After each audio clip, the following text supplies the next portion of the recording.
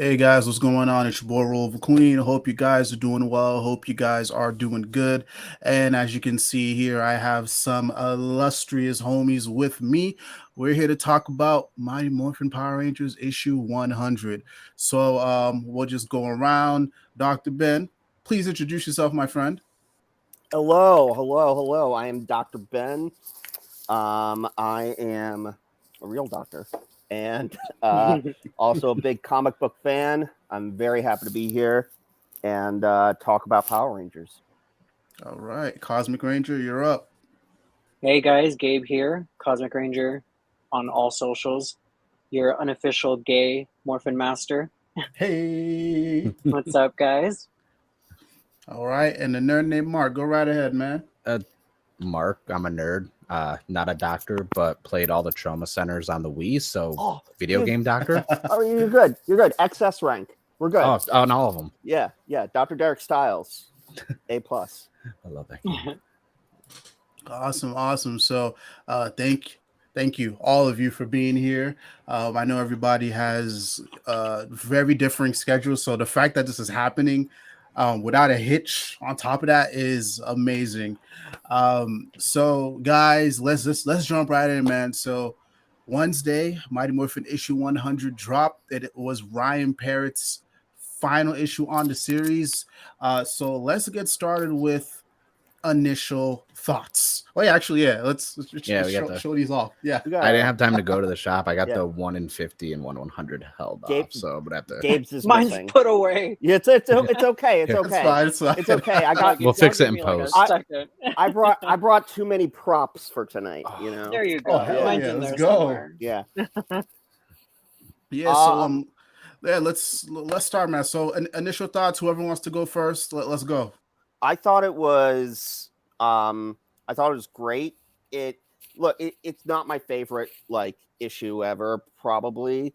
But I loved it. I loved it as an ending for the story that Ryan was telling. And the point was that he told the story that he wanted to tell, and you could absolutely see that. And when a creator has that vision, they really let it shine. There are some bumps along the way, which we'll get into, but we hit that ending that I think that he wanted to achieve. All right, Cosmo, what about you, man? I think on the same note, you, homie. Yeah. No, I think on the same note, where it's just like there's definitely some stuff that I did like and I didn't like, but in the end, that ending, I mean, it broke me. I legit cried. For like 2 reasons. I was like, oh my god, because I read them like with the voices in my head. Also, this big ass TV behind me. I read them online with the TV behind, where like I'm reading it on the TV, and just as soon as I hit those final panels, I'm like, oh my god. I stopped. I had to stop reading because I was like, no, we're not doing this. What about you, Mark? I've been reading this comic since issue 0, and whether it was Kyle, Ryan, everyone else, like, I went in not hyping it up too much, so like I kind of kept it like, hey, but I was there at the panel of Power Morphin Con for the farewell and everything else, so like I kind of knew it was. I knew it wasn't going to be this big huge moment with cliffhangers. It had kind of a close ended, and I like it. It was like closure to this run, and I'm like, okay, this was good. He wrote this for so long, and it was kind of nice to have it isolated, not so doom and gloom in such a large scale, like a Shattered Grid or something. It felt isolated, and I was very skeptical of the Omega Rangers. By the end of this, I was like, man, I like them more than the Mighty Morphin team. Yeah. I'm like, where's the Omega Rangers run in their show? And give me that now. Right. Yeah. Where are their figures? Come on, that's a very important question. That part. We got Chun-Li, but we don't have the Omegas. Come on, we gotta talk about those. We just saw the Ken and Cammy get announced. No, that's what I was gonna say. Cammy and Ken, not even tied to anything. Some quality control issues there. Yeah. Jesus Christ. But as for myself, Yeah, I got a little emotional reading this in the Uber. Like I told Ben and Cosmic the other day, I felt that it was a proper close. I'm not gonna lie, because we knew Melissa Flores was coming on in the end, and this was gonna be like a brand new starting point. I was looking forward to a little, what's coming next. I mean, I guess we did get that with the Did a little bit. like a little tiny bit, but I was looking for something like we see end, then I turn the page, and then there's like a teaser for Melissa Flores's run, because they did that for Higgins' run. Yeah, Right Shadow after Grid Right. number the one. grid, Yeah. yeah, we got that little teaser. So I was looking forward to that. But overall, I thought it was a pleasant read. It felt very self-contained, and I think it worked alongside the other storylines that Ryan has did, because they felt very self-contained. They didn't feel too broadened. He was just wrapping up his current story, and I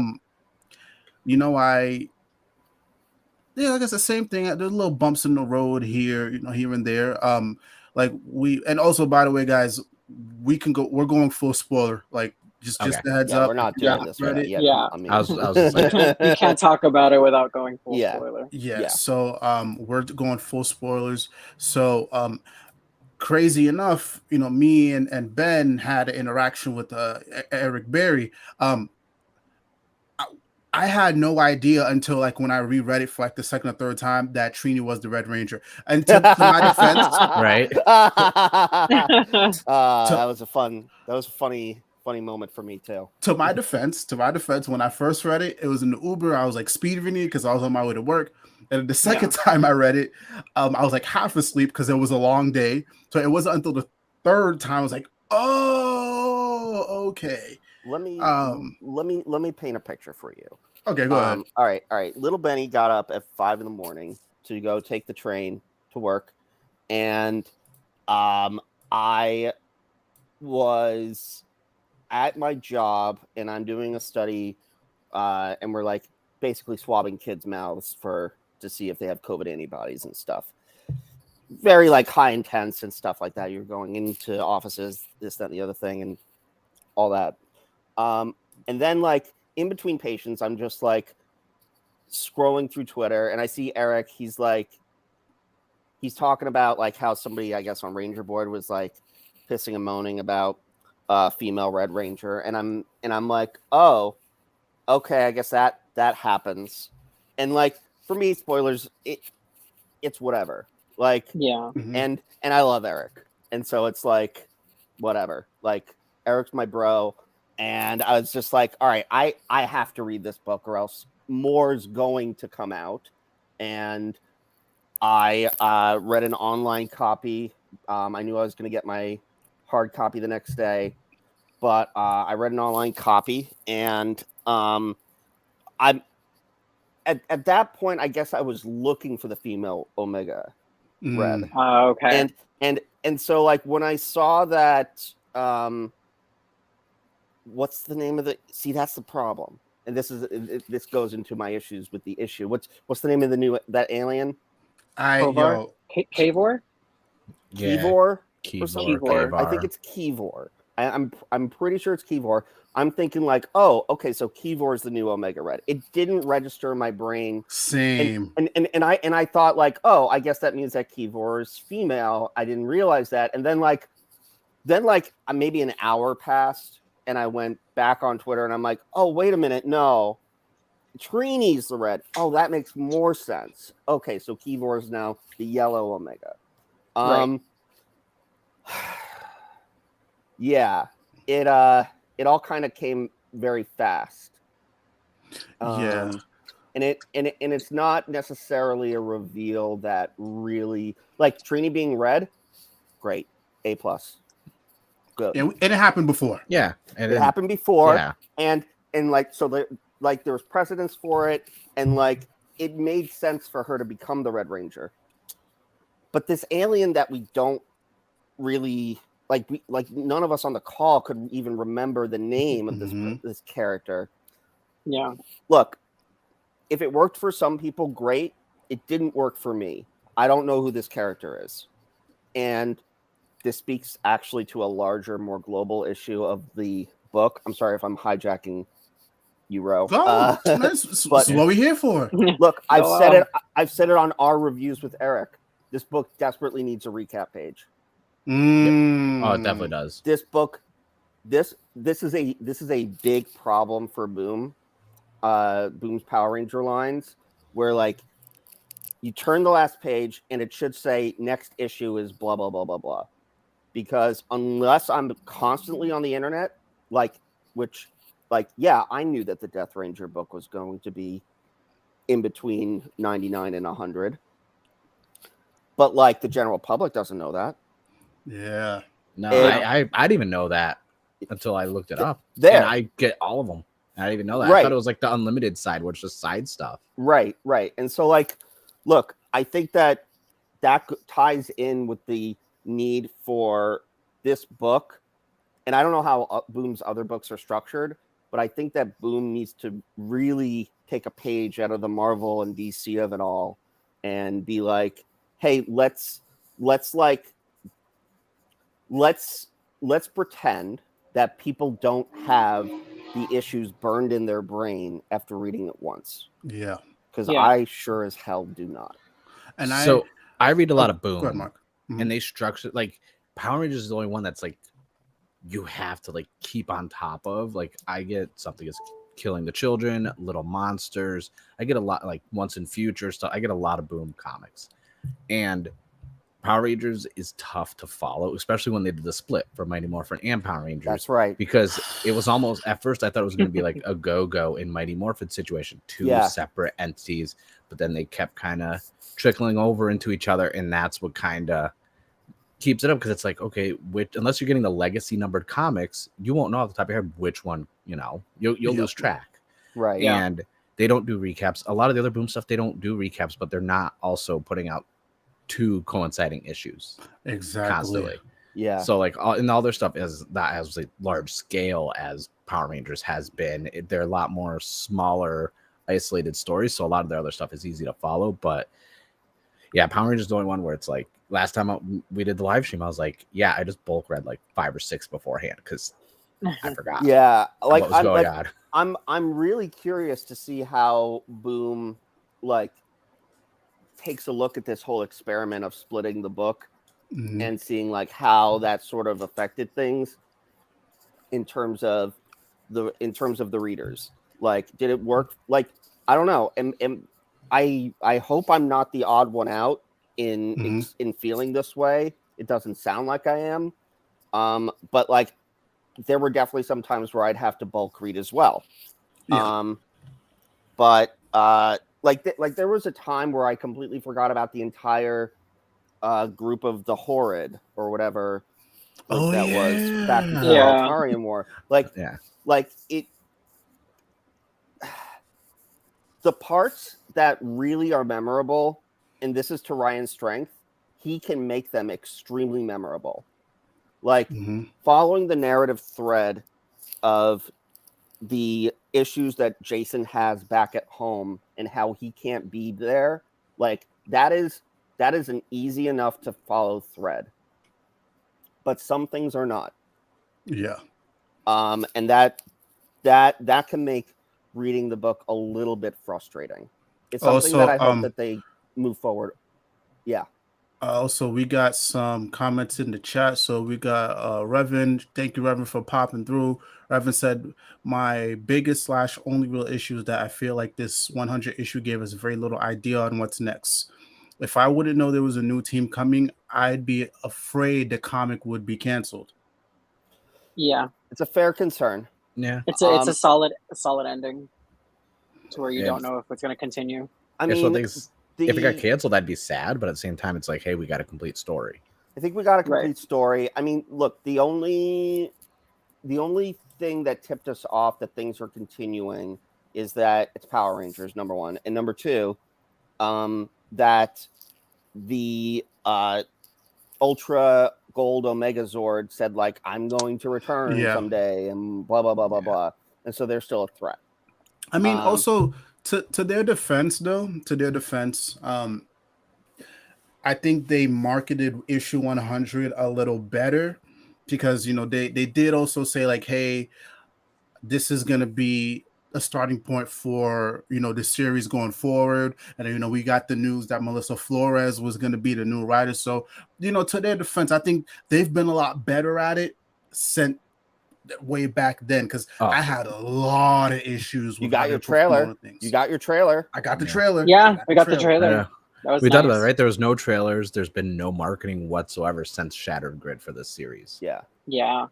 And imagine how great that would have been for Eltarian War. Now, it's great. We also just found out that this shit went to second printing, so which is great. But I also wonder, if you guys put a little bit more effort into the marketing, I wonder if we had the same thing for Eltarian War, because again, Eltarian War was I think it's one of the more monumental stories, and it's so important because it covers Zordon's backstory. You get to see the Green and the White Ranger not beefing, but they actually fighting together. That's amazing. Get the Dragon Tiger Zord. Yeah, which is now there's a lot that they like. We talked about it because we're like, why is this comic barely breaking the top 180? It wasn't. It's not on any of the lists, and it's like, how do you fall off that bad? It's like, because no one knows what's going on. They don't got JDF voicing over Draken, and they even brought Draken back. No one talked about it, even though I'm over Draken, but I mean, you could still market it. Boom is not doing anything with that. It's like, but some of their other titles are selling so much better, and they're not marketing them either. I think it's a Boom thing because, like, I want to talk as a publisher from Boom's standpoint. Something is killing the children. They got a show coming out. It's selling well. It's popular. Once in future, they were marketing it a little bit on social media, but that's selling really well from a trade standpoint. So a lot of people are trade waiting. But Power Rangers, like, you have a show on Netflix. You have the 30th anniversary coming up. You have all this stuff. You have all these Lightning Power Rangers team. Yeah. How are you not saying, hey, if you like all this stuff, we have a comic also? Yeah. Just even a passing sentence. Check out the comic this month. Issue blah blah blah. Here's what's going to happen. A preview. There you go. And to your, to add on to that too, just like for something that's killing the children, you got James Tynan. James Tynan is a very hot name, and compared to so they can get away with not doing so much marketing. But when it comes to somebody like Ryan Parrott, no disrespect to Ryan Parrott is a little small on the food chain, so you gotta go a little harder with the marketing. And this is when you really gotta just lean into the brand itself. It's like, okay, well, we know Ryan Parrott is not really up there to James Tynan, but it's Power Rangers.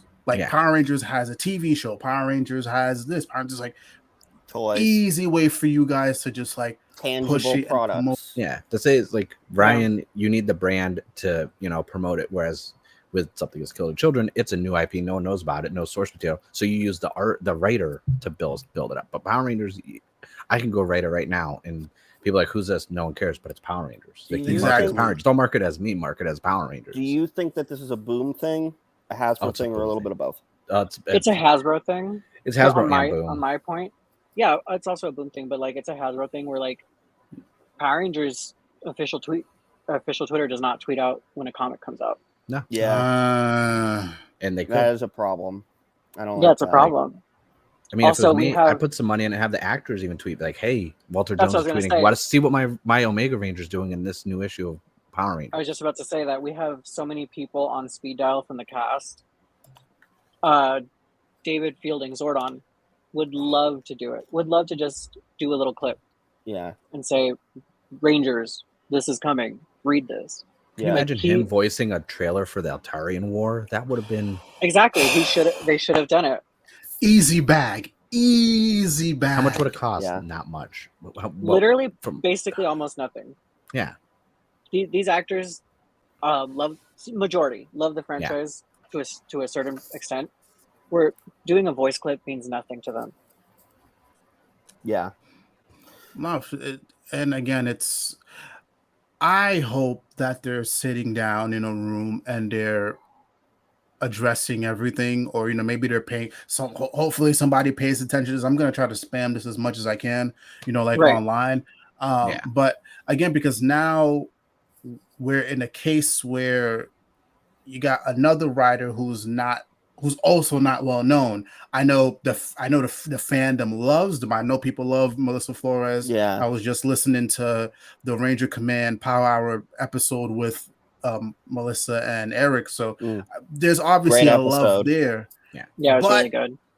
what about the general public?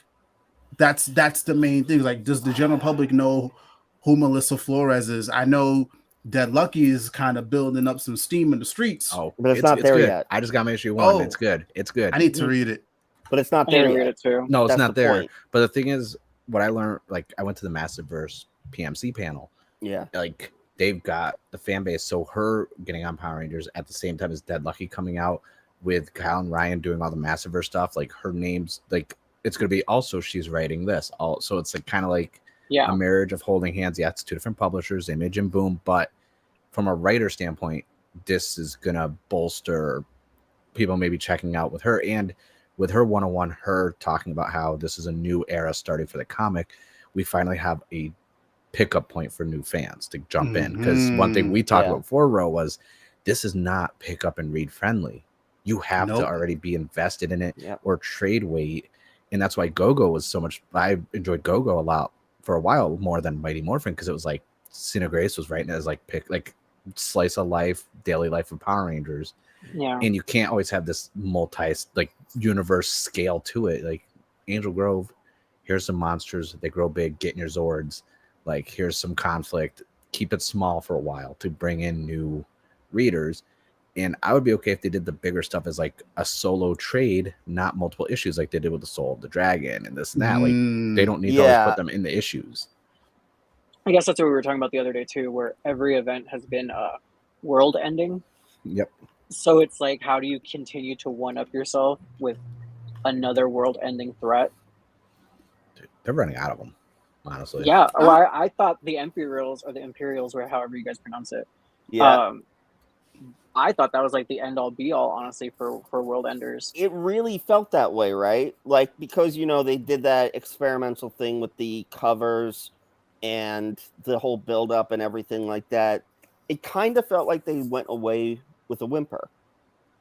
Yeah. A little bit. Oh, you know what? So I mean, this is kind of circle back to 100. So, like I said, I have a lot of praise for issue 100, but one of the things that I was a con for me was kind of how the battle with the Death Ranger ended, because it was kind of like I felt we had a better Megazord fight in the Imperial story arc, whereas like the Megazord fight was kind of just like one and done. It felt very Dragon Zord combines with Thunder Zord, done. And then we don't even see Matt and see what the fuck he does. Right. Yeah. I'm in the minority where I don't want to see Matt anymore because I'm just tired of seeing the Green Ranger.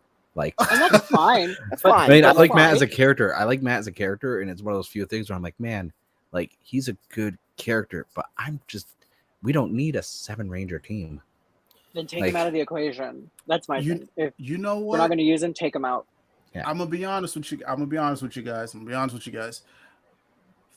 I have gone on record saying, and Ravon, I will get back. We will answer that. I have gone on record saying I think issue 100 or the Atarian War will be the end of Matt, and Parrott continues to prove me wrong. Right. Yeah. I mean, I will say I did like the whole Matt thing when like Rocky was going out there in the couple issues ago when he was like the kids and from his school and he went out. Like that's still my favorite issue since and we Shattered need Grid. more Matt Groom. And that's Matt Groom, yeah. We need more. That's Matt why Groom. when everyone was leaving, I was like, no, like I know he's doing some other stuff, but it's like I didn't know who he was or anything like that until the comics, because I'm not really in the social media bubble of a lot of the PR stuff and everything for like podcasts. I listen to them, but I don't know people by name.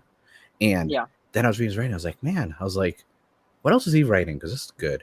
I trust him with other characters. Like, what is he working on? Because that made me like, he made Rocky peak. And I'm like, yeah, finally, like putting some respect on Rocky. But he wrote really good. So I remember we were speaking. I don't mean to interject, but I remember we were speaking the other day. It was Cosmic and Ben. We were kind of talking like, hey, what if they just give Matt Groom free range to, do his own thing? And coincidentally, Moises Hidalgo tweeted this out because I had pitched out, okay, well, let Matt Groom just handle other seasons, maybe do like a mini series or something, and then this gets tweeted out. The first thing I thought of when I saw this was our conversation. Yeah, Yep. same. I was like, this is for nothing. So what's it for? I am wondering, how would Boom and Hasbro be okay for him to tweet out a work in progress like this, though? Are we sure this isn't a commission? Devil's advocate here. No, I get what you're saying. I feel like if it was a commission, they usually say it's a commission. Yeah, like commission in progress or something usually. But also too, this got His tweeted replies. out. Hold on, this got tweeted out as well. Hold on.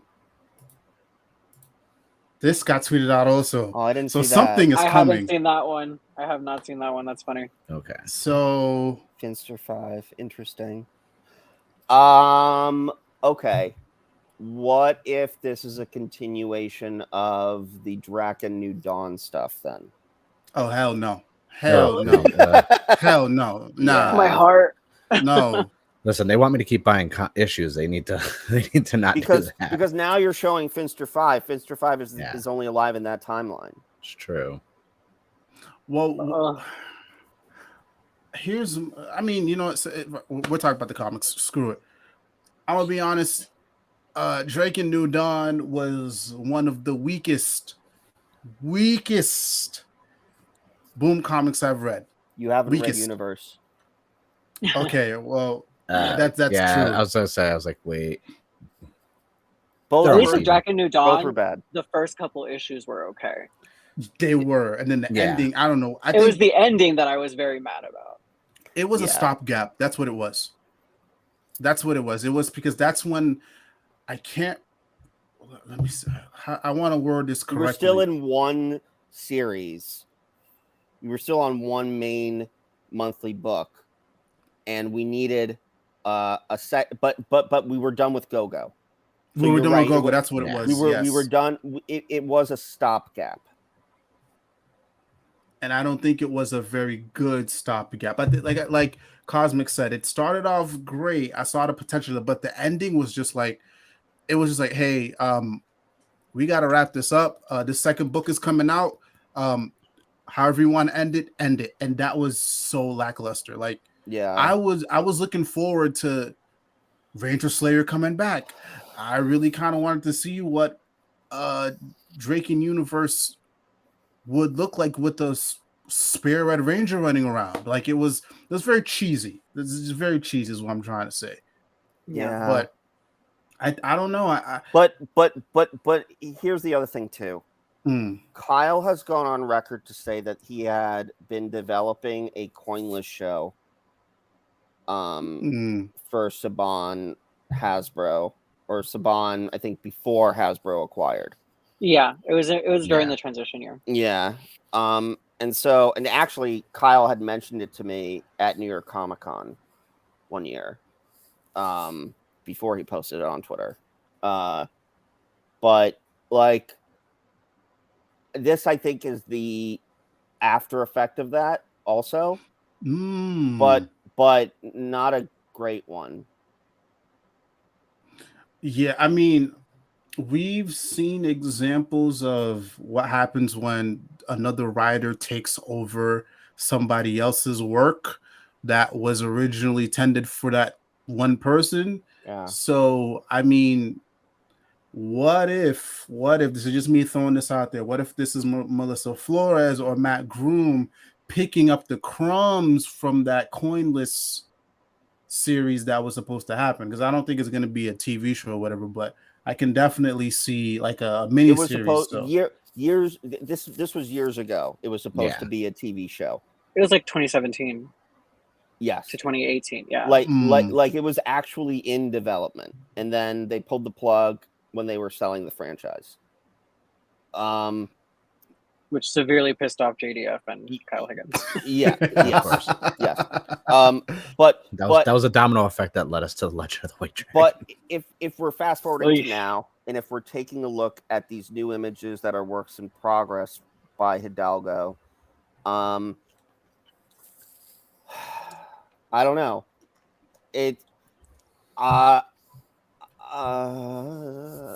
There's a Melissa part of loves me- Ranger Slayer.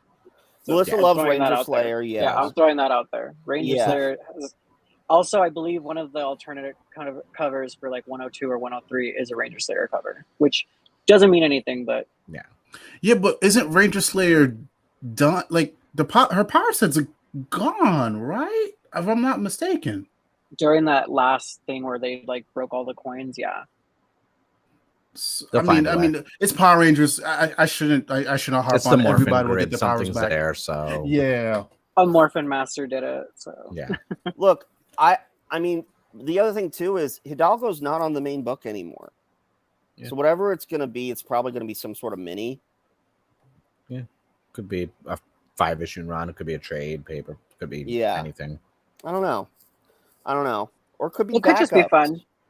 They could be But, backups. but like he they- did tweet Ro, like he did do a little sneaky. Oh Like, yeah, wink, wink. oh yeah, that's right. He did. That's true. So yeah, it could be something. Could be something. But yeah, let's circle back to again to 100 because there was a lot of cool things that happened here.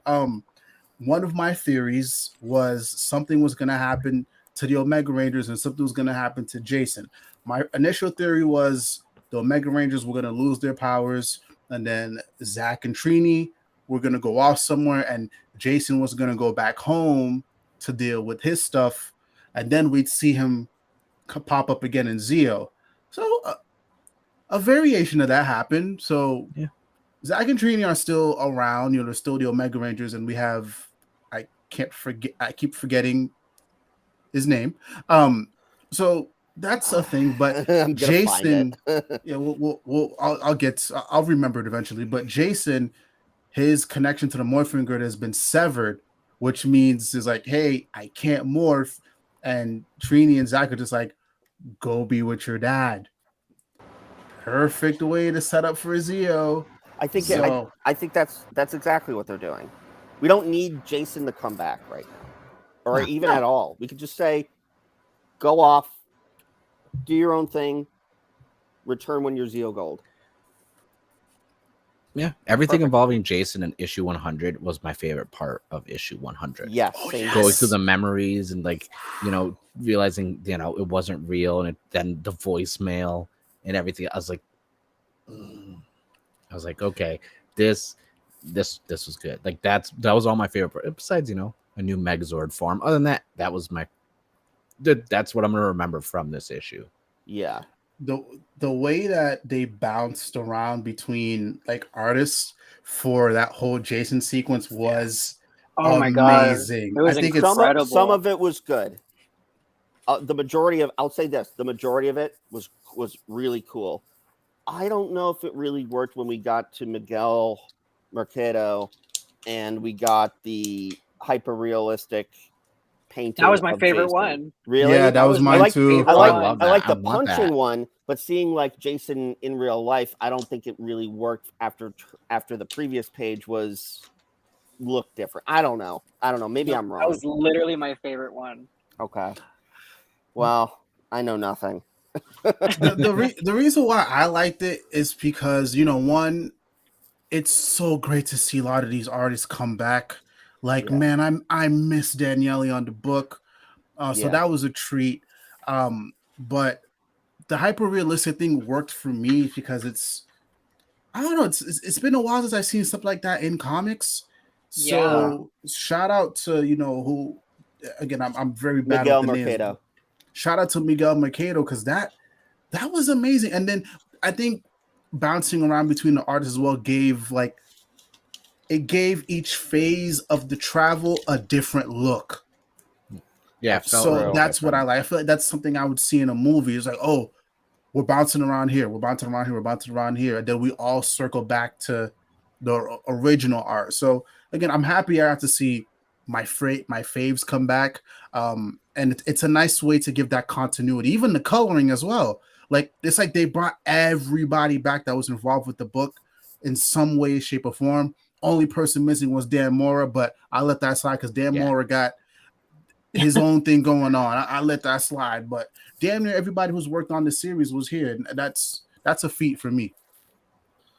I think I liked the realistic part because it was like going through the grid. So it's like that part for me was like, we hit the TV show. Do you get what I'm saying? Yeah. We're going through the motions of the grid, and it's like every different art piece, and then boom, that was the TV. Like that was real.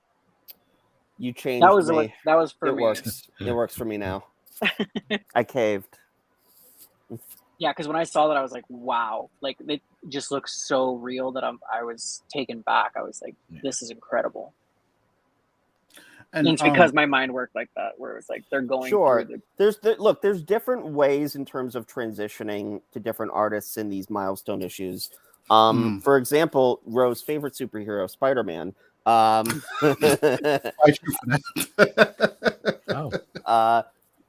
Issue 800 of Amazing Spider-Man from Dan Slott's run was sort of like a jam issue. It was one big story, and so they brought back previous artists. And so like, but what they did when they brought back each artist was they had chapters for this book. And so they were like, chapter 1, the fall, chapter 2, the rise. I don't remember the chapter names specifically, but with each chapter, it was a different artist for that one big story. And so like, there's that way of doing it. Then there's this way, and like, the more that I think about it, I like the different artists tumbling through the different dimensions, as Jason was like tumbling through the different dimensions and everything like that, if you want to call it that. The only thing that I didn't like in terms of change of the artist was when we went from when Billy tried to fire the cannon, and then the next page it was I believe this is Daniele, and it was basically the White Ranger versus the Death Ranger, and corrupted Zayn versus Andros. Like the changing of the art, just that immediately was a little bit jarring for me. At least on first read, I felt a little bit better on my second read.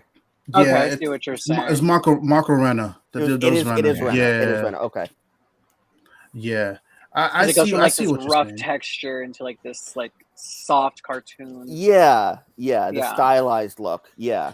And you know what works for me? And like I'm business mind. Like it's the way it works for me. It's just like, the way I imagined that whole thing playing out was just like, okay, we want to get everybody that we had on this issue, and it's either it was a free for all who wanted to take what page, or it was just assigned to them. Hey, let's take this page, and they figured, you know what, the fans are familiar with these.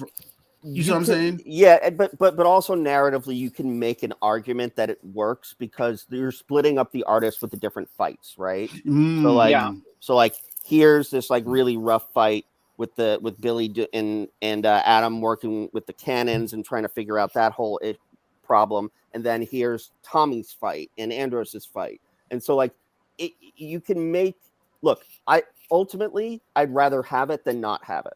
Yeah. And also, Mora's listed as guest artwork in this issue. I think it's because he did the cover. Oh, he did. Oh, because I didn't know, because they had all the other ones who did. He didn't do at least one page. Are we sure? So that's why I was like, wait a minute. Maybe the final page? Because he's not listed under cover. He's listed under guest artwork. I think Hendry did the final page. Covers. I think Hendry did the final page. Who did the page where they were mimicking the meteor shower? That's what I was. That's when I was. I think that's Mora. Yeah, because that looks like. I love that page. Hold on. Yeah, I love that page too. It could hold on. I would do that one. It tells you. One, get that reprinted. It does no. It doesn't tell you. Just as guest artwork. Yeah. Oh wait, 'Cause guest it's- star work by Dan Mora. Yeah, So I because think listed under maybe Dan Mora covers did also. that one. Yeah, because that's Oh, that looks more like Mora. I mean, Yeah. yeah, it does look like his. Yeah. You know what? I think they're actually doing it in order because they said on that page, Francesco Mortarino, his page is right before the one that we think that is Mora, and then the next one is Daniele's page, and then the Yeah. next page is Eleonora's, and then the last one is Miguel's. So they're in order. yeah. So that is Okay. Mora. Oh, okay. So it Oh, would be also- the I cracked Shattered the Grid code. page. Nice. Yeah. Also, let's talk about this. Did anybody who took their poster out? Fuck no. I refuse. I Damage. can't. Damage a comic? This was this, Maybe if it was cover B, if I had a this second was one. this was shit planning. I don't know. Oh, I I'm don't know, mad. I don't know what they were thinking by not doing polybagging, and Considering that's what we were told, Yeah. right. I'm This- mad. This was a. I mean, I guess saving from plastic. I don't know. This was a bad. That was a bad call. It was a lie. Like, listen, I Yeah. remember going to the comic book shop when Shattered Grid came out, and I seen it in that bag. I was like, Oh yeah. That gave me It's- Death of Superman vibes. Yes! But hold on a second. Let's back up for a second. In the past 2 years, when was the last time we've had a polybagged comic? They didn't they do Uh, one I for don't The read Walking comics Dead? like you guys. Yeah, I'm Recent- like, I like don't a read year or comics two like ago. that. I think they did one a couple years ago for Walking Dead. I think the last one for me was Shattered Grid. There's been like a big push to get rid of plastic. I don't know. I mean, no, why promote it then? That's the thing. They probably thought that they were going to get it, and then last minute they realized that they weren't going to. That makes sense. And you know, I mentioned it also when we spoke like a couple of days ago. I think Kyle really pushed for it because, you know, again, Tommy got murked. Tommy dies. Yeah. So, and you know, I can only imagine. And also, the way I saw that whole situation going was just like, once this comes out, that issue is going to be bagged up. You can't steal it without making it obvious. You can't just pop it open like that without making it obvious. So that's the way I see it. But I figured, you know, it's like, it's issue 100. It's literally just a finale issue. I don't think there's going to be there's not too many big spoilers, you know, which there weren't. So I think that's how it went down. Because I went to the comic book shop on Wednesday. I was just like, I'm happy it's neat, but I expected a bag. Yeah, I expected a bag. I expected a separate poster. Like, Yeah. I expected a comic size poster. I didn't expect like a pull out. If that makes any Yeah. I sense. know. That's gonna. I got got it. Thick card or some shit. I got it. I understand. I got it now. This is why this shit went to second printing, because they knew regular folk weren't gonna go and just damage their comic books, so they're gonna go and buy a second one so they can take out the poster and hang Hold it on out. a second. Do we know that the second print is going to have the poster and the card? I don't think so. I don't think they're going to. I think this was a first print thing only. Okay. So Usually cards and stuff like our first print only, because Yeah. anything I've seen where you get stuff like that, like was it Batman Damned or the Killing Joke, or not the Killing Joke, the Three Jokers did the cards. And Yes, that was all Three first Jokers prints did the only. card too. That was I think first that print this is only. a first print thing only. Sorry, are you guys telling me we're holding on to gold right here? Yeah. Well, I'm just good because my Yeah. other covers have my regular covers like A, B, and C and stuff have them. My holofoil doesn't have the poster in it. Interesting. Oh. I bought that at a comic book shop today. No. Did it have or the card? anything. No. Oh. Wow. Yeah, none of them did. They had a whole That's bunch. interesting. Like, I know the so I was blank just like, variant does have a card because my so shop had both. Just one But- copy of the regular and one copy of the blank. That was all they had. 'cause Wow. my normal shop that holds stuff for me has all the stuff, and like then I was like, oh well, I don't have time to go over there. Let me just stop here, and I was like, oh, no poster, no card, and I'm like, That's interesting. Yeah. So there's another thing I wanted to bring up here also. Yeah. How do we feel about the In Space Rangers in the story? How do we feel about that whole shebang? Let's talk about it. In what way? For me, I think this was a light prequel to In Space. Yeah. I know we got 100%. the whole Countdown to Ruin. but in my opinion, I think it's cool. I'm still under the opinion that this wasn't too fan servicey the way it was written.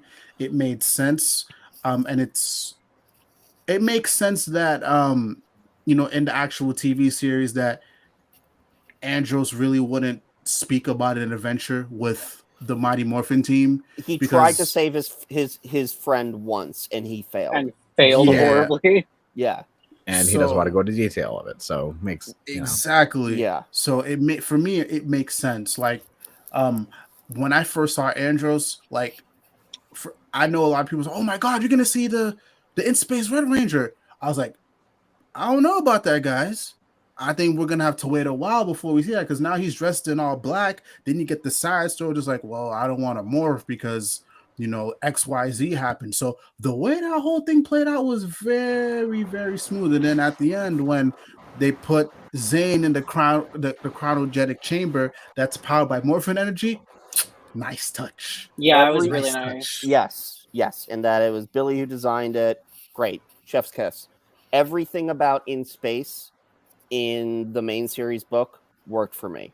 Countdown to Ruin. Okay, let's talk. Okay, fine. So, are we going to go into the build up? Let's talk about it then. Let's talk about it.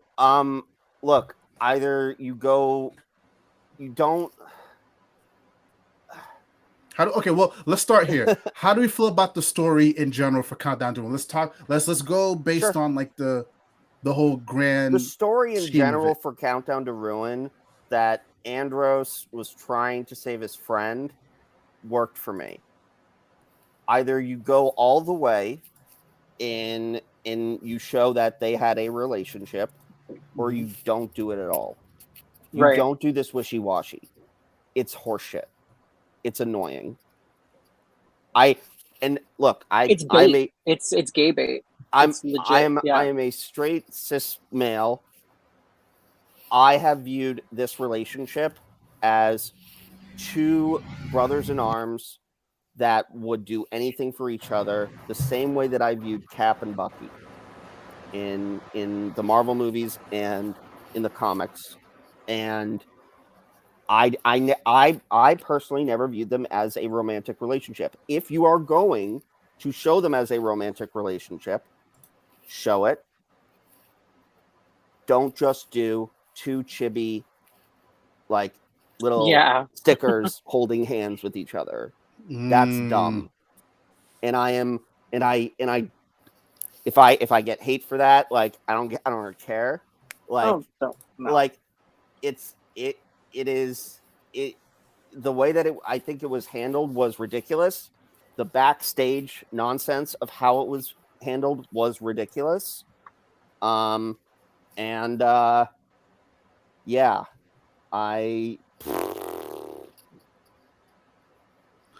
Okay, you know what? So Cosmic, go ahead, give your thoughts, and then Mark can go, and then I'll say my stuff last. So go ahead, Cosmic.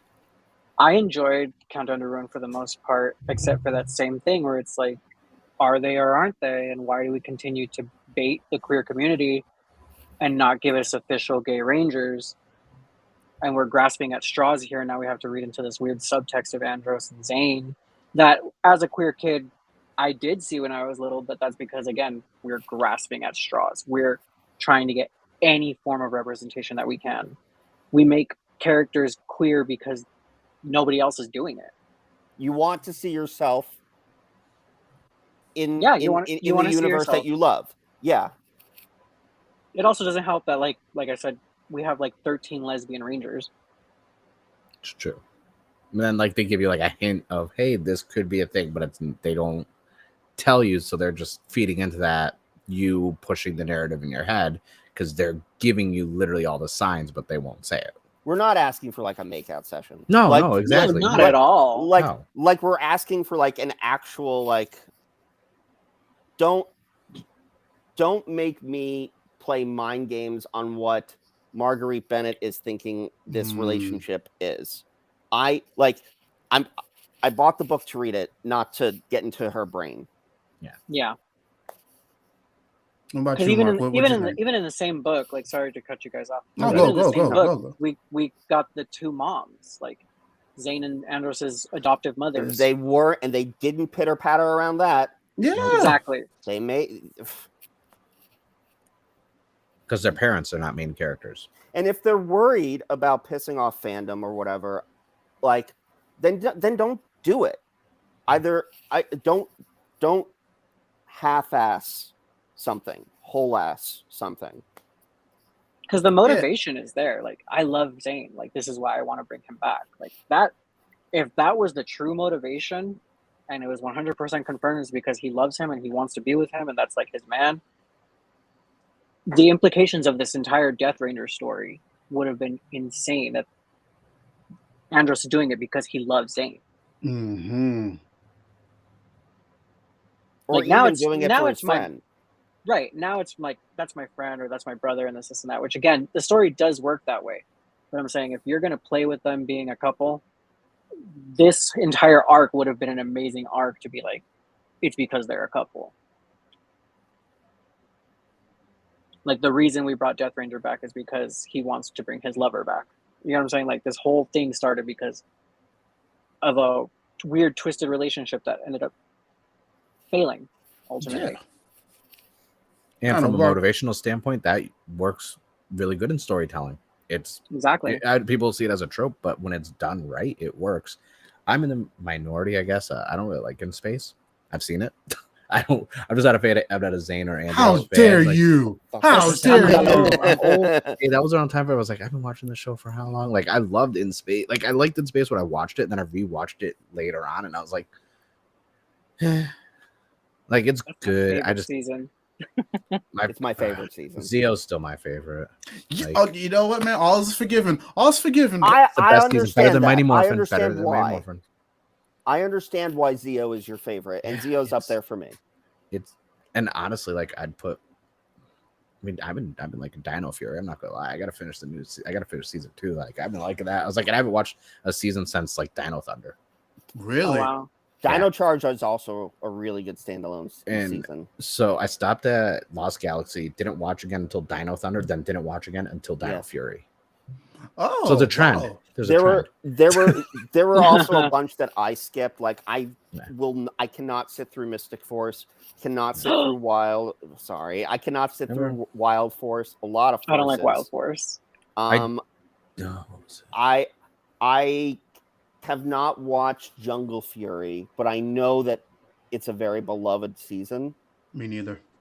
I had not watched it until quarantine, and then I actually did end up really liking it. There's one I watched during quarantine that everyone said was like horrible, but I thought like there's a level of charm to it. I think it was like Mega Force or Super Mega Force. Like, I love Mega Force. And like it's a charming season. I could see why people wouldn't like it, but at the same time, it's just like pure fun. It's just that's what it is. The new one that really got me was Dino Charge, because just all the characters are just so great and so well developed. Like I told her, I'm turning 37. Like, I don't have time to watch a lot of shows. No, I don't hear have much you. time left anyway. So it's like I gotta. Yeah. Hey, man. Listen, do you know how many episodes tokusatsu, like Japanese toku shows are? Those things are like 50 episodes each. Like I don't have enough time to. Fair. I gotta minimize what shows I watch now. Oh yeah. Also, we didn't say this before, but congratulations, by the way. You're a married man, recently married, right? Hey, congratulations. Thank you. This is to you. Cheers. She embraces this stuff to an extent. No, she actually went to Power Morphicon with me. Like, she pushed me. She's like, "Hey, you want to go? We'll go for the day. Let's go." I'm like, "Okay." Oh, that's lit. Yeah. Because I forgot who I was talking to, but they told me like they ran into. It was like, yeah, Marcos Day brought his wife. Like, salute, man, salute. Yeah, I ran into like K20 Customs. Went to go see him, and K20's other wild. I saw Jin walking around and a few other people, but I was like, man, I saw the merch booth. I was like, you know what, people are cool and all, but let's see what we can get for some merch. Yeah. So what did you think of Countdown to? Oh, I'm sorry, Ro. Go. No, go ahead. It wasn't bad. It's just like for me, it's like one of those things where it's like when they bring in other, like Psychopath, I kind of got into that a bit when that trade came out. But like whenever they bring in the other team stuff, it's like if it's a show I haven't seen or one that wasn't like one of my favorites, it's kind of like, okay, I'll read this to progress the story more, but I'm not like invested in it. Like if they do a turbo in this at all, like I'm sorry, I'm just gonna be like, what am I The majority of the fandom will do that, so you're good. Just don't let Rocky know any karate tournaments, we'll be fine. But like other than that, like that's his kryptonite. Yeah. The color blue and karate tournaments, like don't mats.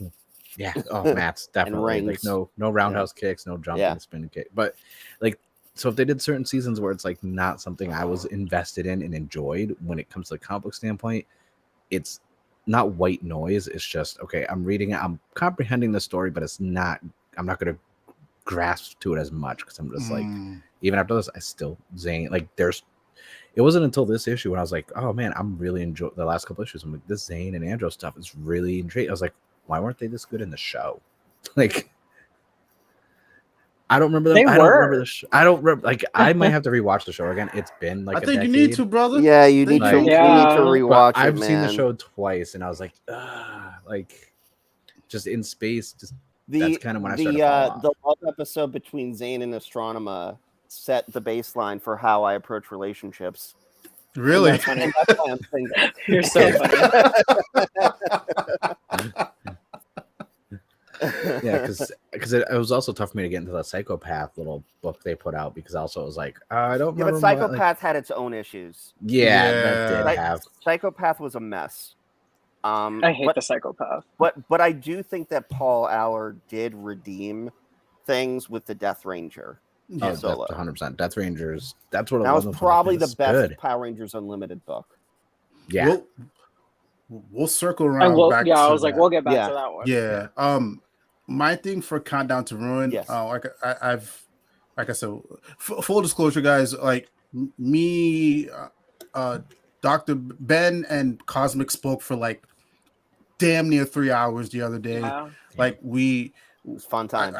It was a great really time. Good. I tried to contain ourselves because I knew we were going to come on here. Yeah. Do it all again. Yeah. But my whole thing with the Unlimited series is a lot of them were misses for me. Like they weren't terrible. I'm not gonna sit here and say they're bad, but they just left a dry taste in my mouth. So Countdown to Ruin was the first one from a story standpoint. I was like, oh, this is good because it's like it answered a lot of questions that In Space fans had, and like I felt like you can just read this and you can watch In Space. Screw the comics. I'm gonna go watch In Space. Like I like that thread of just like I can go either way with this. That's why I enjoyed it. When I was reading it though, like I'm talking mainly from like the art standpoint, from the art to the coloring, and just like how the characters were positioned. Like then I started asking myself questions. I was just like, wait, hold on, what are y'all doing? Like I said, are y'all is this gonna go all the way? It's just like what's going on here? Like for me, it was kind of left field, but then I'm not gonna lie, once I opened up the first issue and I saw the coloring and the lighting, I was like, you know what? Like this, I get a vibe from here. And mind you, but the rest of the story was great, but even so, it was just like, oh, I get the vibe. So then I had to ask questions. It's like, oh, what's going on here? So, like then the gears in my head started turning. And then again, I mentioned it 2 days ago. Then my tweet had went out because I was just like, what's going on here? My tweet had went out, and I think it landed on the X-Riders timeline. Yeah. Because the tweet was just blowing up like hotcakes. I was just like, and mind you, this is a Friday. I'm thinking the steam has died down from when it came out on Wednesday. It landed on her timeline. Then that's when we started getting more information. Supposedly, she tweeted, hey, if I'm writing a story, you guys don't have to ask these type of questions on if these characters are this or if they're that. You know, you guys would know. And then there was a whole conundrum there. Supposedly there was a mishap in the issue, and then Ryan didn't know about it. So it was a lot happening here. So from a story standpoint, it was great. From an in-space story standpoint, it was great. But if I have to ask questions, I was just like, "Whoa, what's going on?" Like, then so it it's becomes L. distracting. McKinney. L. McKinney is the writer. It becomes distracting when you start having to ask yourself questions like that. That's the thing. If someone's a writer, like if you are reading something someone wrote, you should never have to ask them directly about the story to be clarified for you, and you shouldn't be questioning if something should be clarified unless it's like a mystery or so, like something like that. But if it's a straightforward something you're reading, it should be in the story, and you shouldn't be like, oh, I gotta ask this writer what this is supposed to mean. What are they implying? It's like, no, if you are good at your craft and you're not tiptoeing around things, and you're not purposely implying things this and that, then you should know what's going. Even I reading that, because I'm not, like I said, I'm not the most knowledgeable in space. I forgot most of that season. Like even me reading it, I'm like, was this how they were in the like? Is this how it is? Like I don't even remember. I was like, I don't remember that show much. I remember a few things like Psycho Rangers and the cool spaceship Megazord. Other than that, I don't remember anything from this show. And I was like, was that how it was? He showed up? Like I don't. And that was Marguerite, because the one I was saying is L.M. McKinney was the writer who was supposed to be on it first. She's the one who tweeted that out to you, Ro. Okay, all right. No, she didn't tweet it to me. She tweeted it out to like the general stratosphere. Oh, in general, In general, general tweet. Yeah, okay. Yeah. Mm-hmm. Yeah, but Marguerite Bennett was the one who actually wrote it.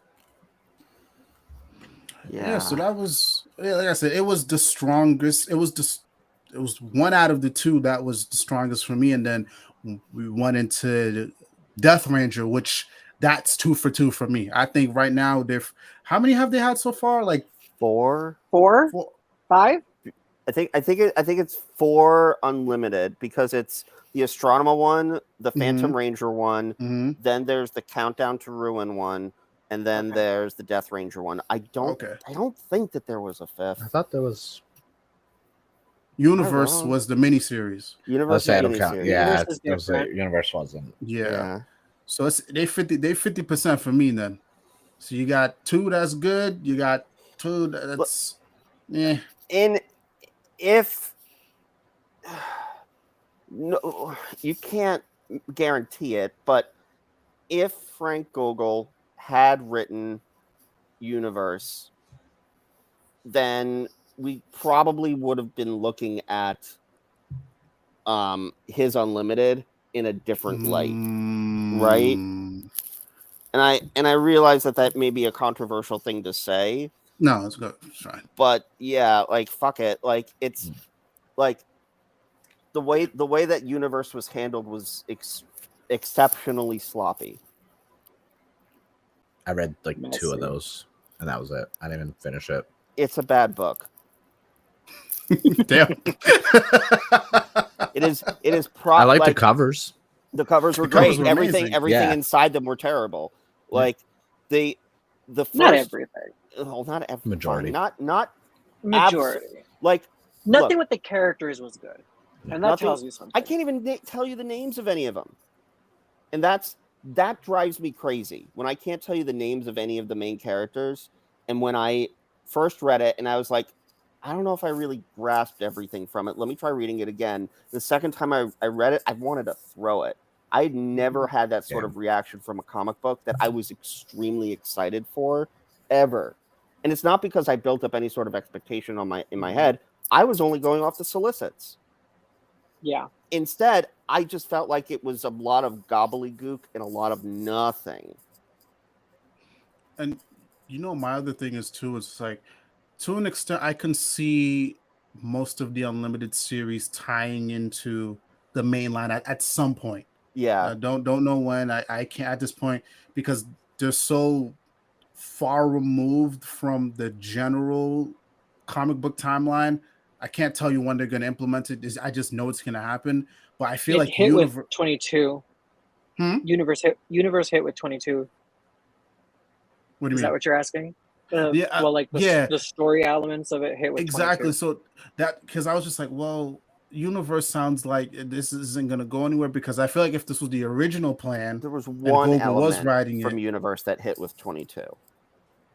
Yeah, it's the emissary, the pink It's emissary. the pink Yeah. emissary, and that was oh it. yeah, that's right. I had to Google that. I was like, what is a pink emissary? And I was like, oh. And then I was like, maybe I'll read down the minute. I'm like, no. But it's not worth a But it's not. $5.90 Yeah, a I'm like, it's $4.99 not. book Yeah. 6 times. It's to just it's get definitely that. just the Google search. Yeah. I did it, guys. I I have got them the on my other box over three. there. I have the other three. I gotta dish out that $5.99, man. Yeah. The covers look nice. I couldn't say that. that. Yeah, they had And I didn't know more I was gonna read dual them when I And ties. I'm still getting the book, like the collected issue. Oh, you Yeah. better. Because again, Oh no, I'm not gonna the lore from that story was everything for me. Finding out the first Rangers, finding out more about the Morphin Masters, finding about Dark Spectre's like bigger implications of what's coming with Dark Spectre,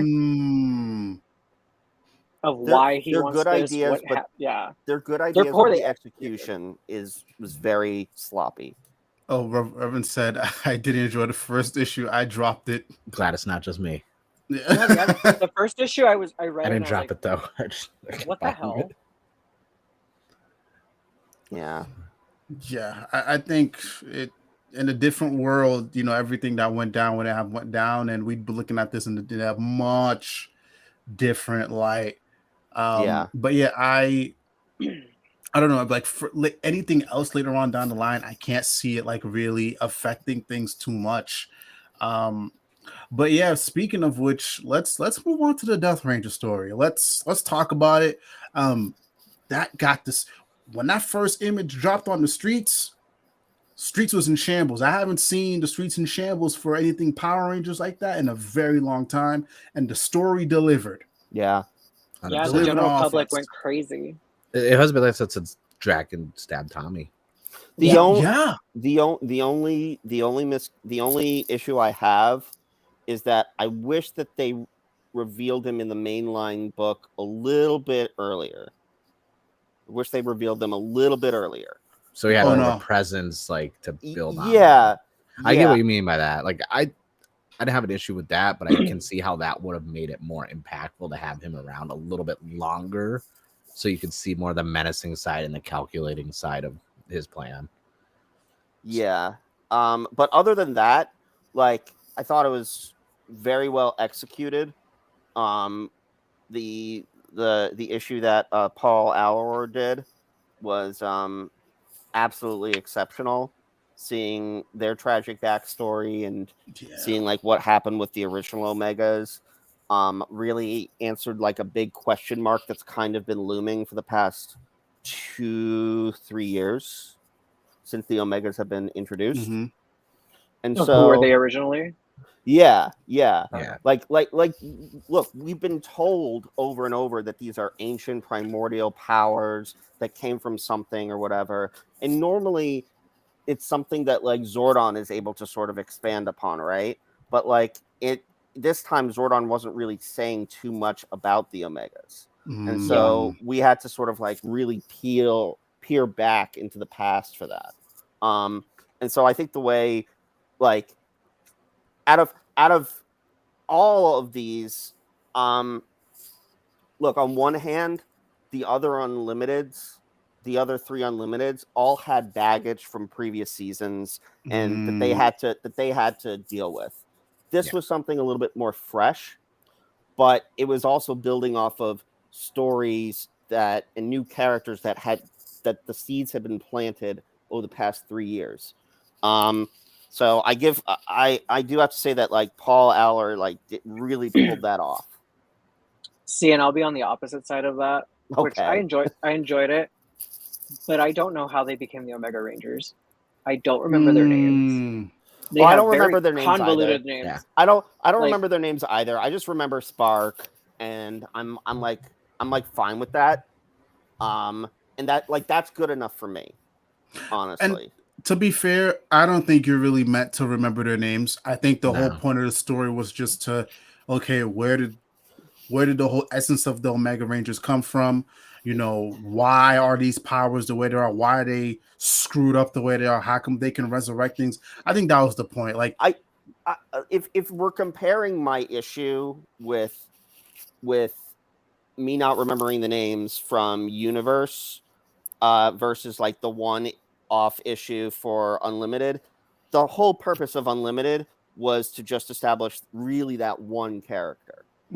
Whereas Universe, it was to establish the whole backstory of all of Power Rangers for all of time, always. And for that, that's why that didn't work. It was almost paradoxical. Now that I'm thinking about it, yeah. I don't know. Death No, and Rangers I understand still- like the correlation. Like I wasn't trying to compare the two, but I understand like what you're saying. Yeah. My thing is that like when you say it's the origin, it's like it's still not an origin story.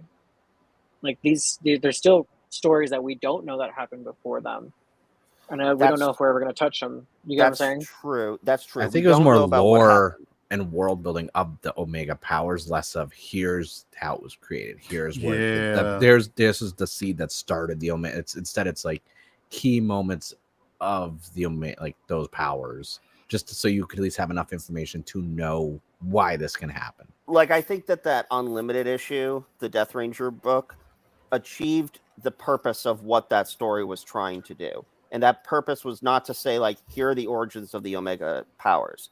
It's here are the origins of why the Omega powers are the way that they are, and why this Death Ranger character is a threat.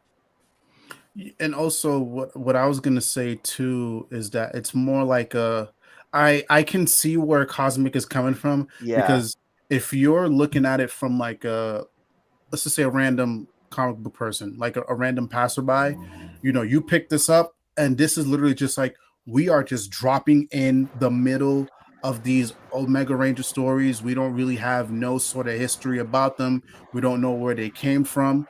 So from, I guess you can say, a normie standpoint, there's a lot of like missing things there, like key things that are missing. But from a story standpoint, like from us who been reading the comics for a while, we just came from the last issue where Andros was trying to resurrect his dead homie. So the moment we already have that baggage going into it. So when you open up Power Rangers Unlimited, the Death Ranger, we're just like, all right, fuck all this other I just want to find out, how is this a possibility, and then how is that going to carry over into the main line? Like, who is this disruptor? Yeah, exactly. Yeah.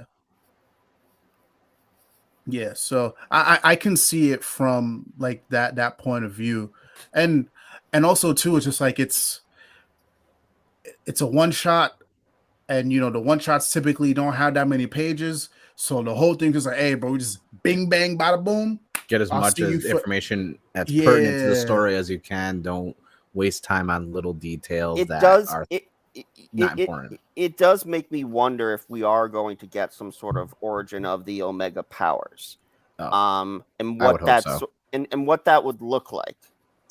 But look, if it's one of those things where like Melissa or any other writer would think that it's necessary, then like, yeah, I welcome that. I guess don't think it's gonna happen. I don't think it'll happen, but I guess my thing wishful thinking, I personally would like to have like an origin, like deeper dive into the, like have Ryan come back a couple years from now, do a trade about it or something, just because, you know, I like the Omega Raid. I want more. Like I said, they were hit with me more than the Mighty Morphin Power Rangers were for a while. So I'm just like, I want more of that. And I would like some backstory, especially because, you know, we know Zordon knows some things, and anytime we can get some more secrets out of Zordon and some more depth to what Zordon knows about things and what he's done, I'm like, yeah, give me more of that, because, you know, that's an iconic character, and we don't know all the skeletons in every closet yet. We don't know how many closets. I feel like with this Death Ranger arc, we don't see the Death Ranger very much. We see him in like 2 panels in that comic, the Death Ranger form, not the Omega Gold form. And then even in the regular issues, he's possessing Zayn or he's possessing Jason. Which is exactly my problem with the character in the main in the main book, because I don't think that, like, and that's why I said, like, I think that we needed to have them be set up a little bit earlier. I Like, did I like love the we didn't always possession. see him though. I like Yeah. that because it's like when you did see like the actual Death Ranger, it's like, oh, that's badass. That it's like possessing other people. So there's a thing where it's like you see him in every panel or this and that. You're gonna be like, oh, there's a Death Ranger again. Oh, it looks cool, this and that. But it's like seeing him possess different people. Then you get to see the actual Death Ranger. Like, okay, that's so it's like something serious or deep when you actually just see that form show up. Yeah, see Yeah. this one right here. We got The final Death- form in 100. Yeah. And you guys are about to see me at Power Morphin Con in 2024 dressed as a Death Ranger, so don't even worry about it. Okay. But that's what I'm saying. Like, That's the they goal. introduced this suit that looks really freaking good with that, Yeah. skull, and we see it like twice. Yeah. And then it became the Jason version. Yeah. Yeah. Right. It became the Zayn version, and then it became the Jason version. I like the Jason version. It looks pretty sick. cool. Yeah. Yeah, That's fun. like that was. It's really fun. I like the It- Zayn it- version. Like, Yeah, that I one just like looked how nice it too. changed each. So it's like I was like, oh man, could we get some more possession? I want to see other forms. Like, And we You did with the know- Omegas. They're Yeah. just like the skull thing. yeah, Nothing too crazy. But like I No. said, just That's Skull Yale. even in his own issue is what I'm saying. Even in that Death Ranger issue, Yeah. you only see him once or twice. That's true. Can I Yeah. put my tinfoil hat on? Can I Go put my for it. tinfoil hat on? It's, Yeah, go ahead. you're going to, whether we want you to or not. It's your show. Okay. Yeah. Tinfoil hat theory. Tinfoil hat theory. I think there was a possibility of this run going a little longer, and maybe we could have gotten that whole thing fleshed out more. But I think when it came down to it, and they realized, oh shit, we're hitting issue 100, it was a matter of let's try to get this out in the best possible way as possible. So meaning you get the random one shot to kind of help you bolster the Death Ranger a little more, and then in issue 100 you see him possessing folk left and right.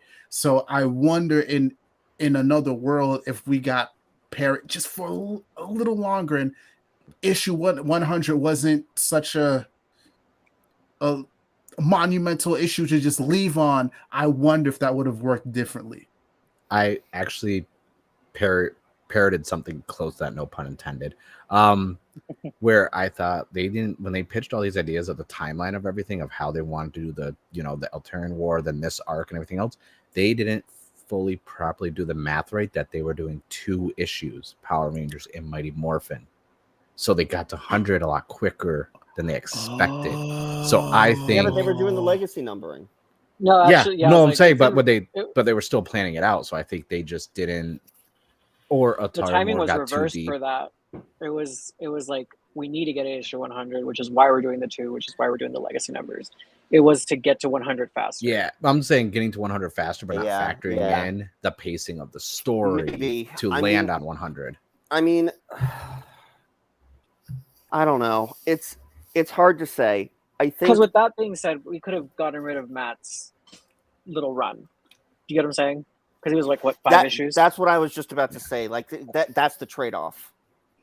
Yeah. Getting rid of Matt Groom's run, which And I wouldn't want to because I would. Yeah, no, 'cause it was no, great. no. Yeah, it Right. was so great. good. That Right. was when I actually was like, wow, this is good. I was like, And that's Yeah, because well. that's someone who loves Power Rangers and knows Yeah. the lore. and that's why I was just like, when they said it was a whole new team coming in, and this, I'm like, no, can't we get Matt? Like, get him. Like, I love Melissa. She's great. Like, I met her. She's really nice. Like, I love her writing the set. But I'm like, can I get Matt for give him like 10 more issues, please?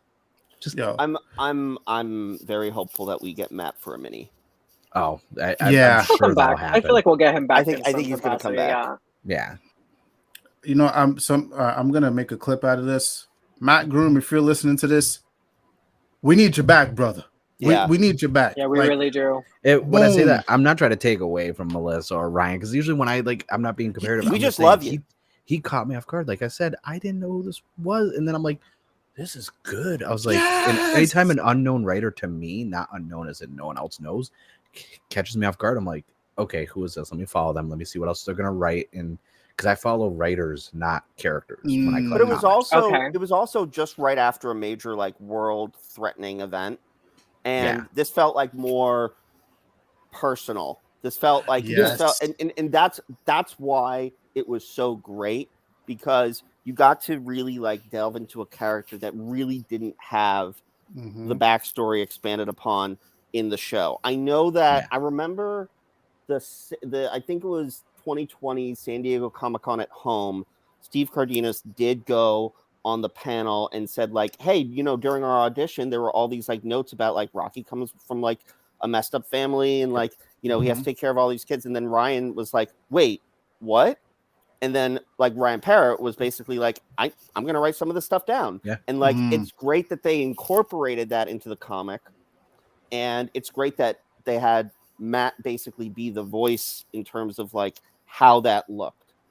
Yeah. And then at the Yeah. same time, we also sort of got like a pre send off for Kimberly too. Like, Yeah. like, and I think that that's really like what this book does super well, because it shows. Look, back then, characters would just leave because money, and that's Right, that's just yeah. how They it would was. leave and they'd write a letter, and that's how they were Right. written off. And they write a letter, and but like here, the love for the brand from the different writers, it allows them to basically go back and say like, there's this really good reason why this character is leaving, Yeah. and you get to take the baton pass of it all and the message that is uttered in future seasons, once a ranger, always a ranger, and you basically get to say, you get to like retrofit it, and you get to say like, hey, it's okay that you're leaving.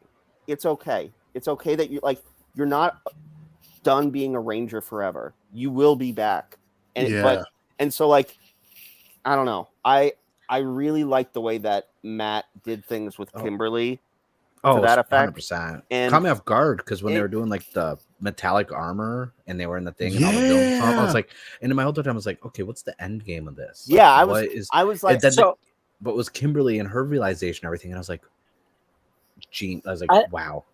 I like the implications that if we do get ahead of ourselves as far as going, you know, more into the future of the timeline, trying to do things faster messes things up. So trying to get to that metallic armor before we get to season 3 messes up things, which is why, like, I like when we do stuff like that. And also, you know what I think too? I hope, I feel like Matt is somebody who's also online very frequently. I hope he's been paying attention to the positive reception, and I hope Ref at Boom has been paying this positive reception.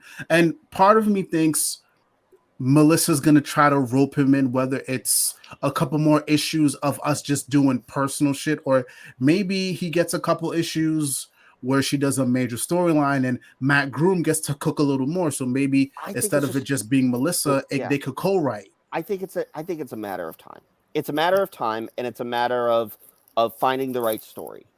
Yeah. Well, remember when they did like Power Rangers Pink back in the day, and it was like the 5-issue thing? I would have them come back to Power Rangers Rocky or Red, like do something like that. Like, I liked when they got those side ones. I'm hoping the formula of everything, like Boom realizes, let's go back to how things were when we were trying to get everyone hooked into this, when we were barely in the double digits of the comic issues. And that's because they're going to bring in more people. You're going to get people who are just, you know, fans of Rocky. Oh, 5-issue thing of just like a personalized story, depth to that. It's like sold. Like, and then they're like, oh, hinting at, oh, see issue Mighty Morphin Power Rangers 103 for what this is referencing. Oh, I got to jump into the comic now. Check that out. I think that they would bring him back for something that's not Mighty Morphin. I think that they would basically say to him, what's a team that you want to mess around with? What's a team that you really liked a story for, and you wanna do something with that you wasn't able to be done on the show? Hope he says Zeo, and I hope it's Rocky. Yes. Zeo Rockies. That could be cool. That could be cool. Yeah. I could also see him doing something for one of the later seasons. I want someone to touch Megaforce. because I love Me Megaforce, too. Yes, I would be okay. and I feel like they need a 100%. big redemption. Yeah. Yeah. And Prove to us why they were able to take out like 4 factions of villains. Like Right? people don't understand that. They're like they're weak, and it's like they're not weak. The show's weak. No. Yeah, But they are see, some this of the is strongest Rangers. and there's lore. You can just there's untapped potential with the lore of Megaforce, and you can delve into that in a comic book series. Yeah. I can see it. I'm right there with you, Gabe. I'm right there with you. Yeah. And Melissa has, like I said, her own connection. She's writing Radiant Pink with Megan Camarena, that's gonna who be is good. also the voice of Kimberly in multiple things. Yep. Yep. And So was it's like, Hyperforce Pink. Yep. yeah, it's Hyperforce Pink. Use these people to your advantage. You know Bounce what? ideas off of them. I had an idea. I have an idea. Yo, this okay. Tinfoil hat. Sorry. Tinfoil hat. Tinfoil Your hat. show. Did the hat ever come off though? I can't stop No, you. I don't think I know Infernal Girl Red is coming out. Yeah. Yeah. So I have no doubt it's gonna be hot in the streets because like that suit by itself looks fresh and it looked dope in Supermassive. Yeah. Yo, what if that comes out and it's a big hit? Like it's streets is loving it. I mean, Mike, I gotta grab something to show you then while you guys continue this conversation. Okay. For sure. So what if that's a very like big hit for Matt and the conversation starts going like we gotta bring Matt back to Power Rangers like ASAP, like because at this point just like you can't ignore it because it would be dumb not to take the heat off from Matt and bring it to the comics. You see Yeah. what I'm saying? Yeah. Personally, I think the Massiverse is a double-edged sword to the Power Rangers fandom. And that's my personal opinion. You can't just say that and not elaborate. How? Please, go. Kyle made this universe because, you know, on top of wanting his own thing, but just a little bit jaded from what happened with the Shattered Grid TV show. And he's created these Suedo Rangers, because let's not lie, they're Power Rangers. Yeah.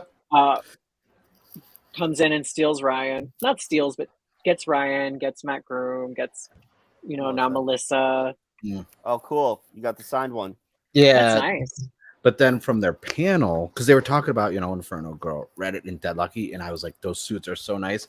They gave this special one for everyone at the panel that was all yellow. And I was like, Oh, those nice. suits. I have another one because Hello. I've got one too, and I got that one signed, but I got to get it framed. But these suits are so good. I won a signed poster of Radiant Black a year ago, and I finally just got it. And it has like a sketch from like Rena and everything. Yeah, but it was Well, fun. yeah, on Was that that note, they were talking about Power Rangers and Yeah. Melissa, and then they were just he's talking got about Megan. they got a lot of good writers for that. They also have the artist from Power Rangers now. Who? I can't remember which one it was. Is it? It was, Let me see. hold on, I have it. It's one. Yeah, He was just on the book. Is it Rena? Simone? Is it Rena or is it Simone? Hold on. Simone DeMille? No, that's Simone DeMille. No, No. he's not on it. No. I would recognize Simone DeMille. Yeah, Someone's on a Radiant book or someone's on a Massiverse book. I know that much. I see what you're saying, though. I see what you're saying.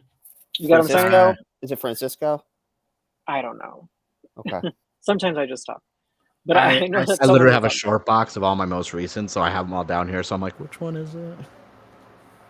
But yeah. I see what you're So, saying, Gabe. It's Yeah. a double-edged sword because again, it and me and Kyle have actually gone at it online over this because there have Really? been moments. Yeah, there have been moments where, what's a Power Ranger? I don't know who they are. And it's very much shading Power Rangers to promote your own work, and I don't like that at all. Oh. Okay. I'm gonna play devil's advocate here. Oh, let's go. Yes. I've I like interacted with this. Kyle a lot in person at conventions, this and that. you have to realize Twitter, he is very dry, sarcastic. So it's not him being serious when he says stuff like that. It's like, because that's how he is whenever you ask him stuff at his Q&A panels all the time. He will talk like that just because. It's kind of been my interactions with him too. Yeah, it's a part of his style of humor. Because like I was asking him about Ultraman stuff, and he's like, I don't know, it just depends on what Marvel lets me do. And I'm like, sir, issue 1's coming out in 2 weeks. You already wrote it. I know, like, don't. No, and that's fine, but this goes beyond that, where he's straight up said, he's like, I have a scorn lover like feeling towards Power Rangers, where it's like I love them from afar, but they hurt me. And it's like, okay, they hurt you, but it's like, do you continuously have to put them down to promote your own work? From the official like Radiant Black page, it's like, what's a Power Ranger? Like, you're a Power Ranger. I see it as trolling, honestly, but that's just me how I feel, because I'm like, it is trolling, but trolling is a form of shade in a sense, and this is going back to like why me and Toku Chris ended up getting into it and stopped talking, but we're good now.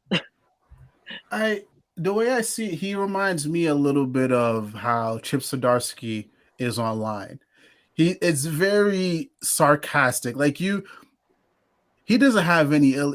I don't think he has ill intentions, but just the way he speaks to people is just like it's not dry, but it's kind of like this sarcastic tone. Like for fucking crying out loud, when what happened the other day? We got Deadpool 3, and then he had the nerve to say, "Oh, I have a script that I've been meaning to work on." Like he worded the same way as like the official tweet from Ryan Reynolds. So that's how kind of like Kyle Higgins reminds me of, like, sometimes. And I've interacted with him in person too. Like I was with Sentai 5 at PMC, and Sentai 5 just asked him, "Yo, can I buy you a drink?" It was like, "Well, I have a free hand." And at New York Comic Con, I was like talking with him, and I'm like, thank you for taking the time to talk with me. He's like, "Well, I'm sitting right here, like I can't like move." And I'm just like, what? It's the type where it's like, if you have like a generic thing that he always hears, like he's just gonna be hit. Like, but Ryan's the exact opposite. Like, that's why I think they're a good dynamic. Like, look, I met Ryan too, I can understand that there is a certain degree of how he promoted his book by basically being like, this is Power Rangers for adults. Yeah. But also, look, as a creative who got quote unquote burned by a company, I can also understand and appreciate a certain level of disdain and frustration with the brand. Yeah. I'm sure that he probably has like someplace in his heart for the brand. But like there's also probably a level of frustration for it too.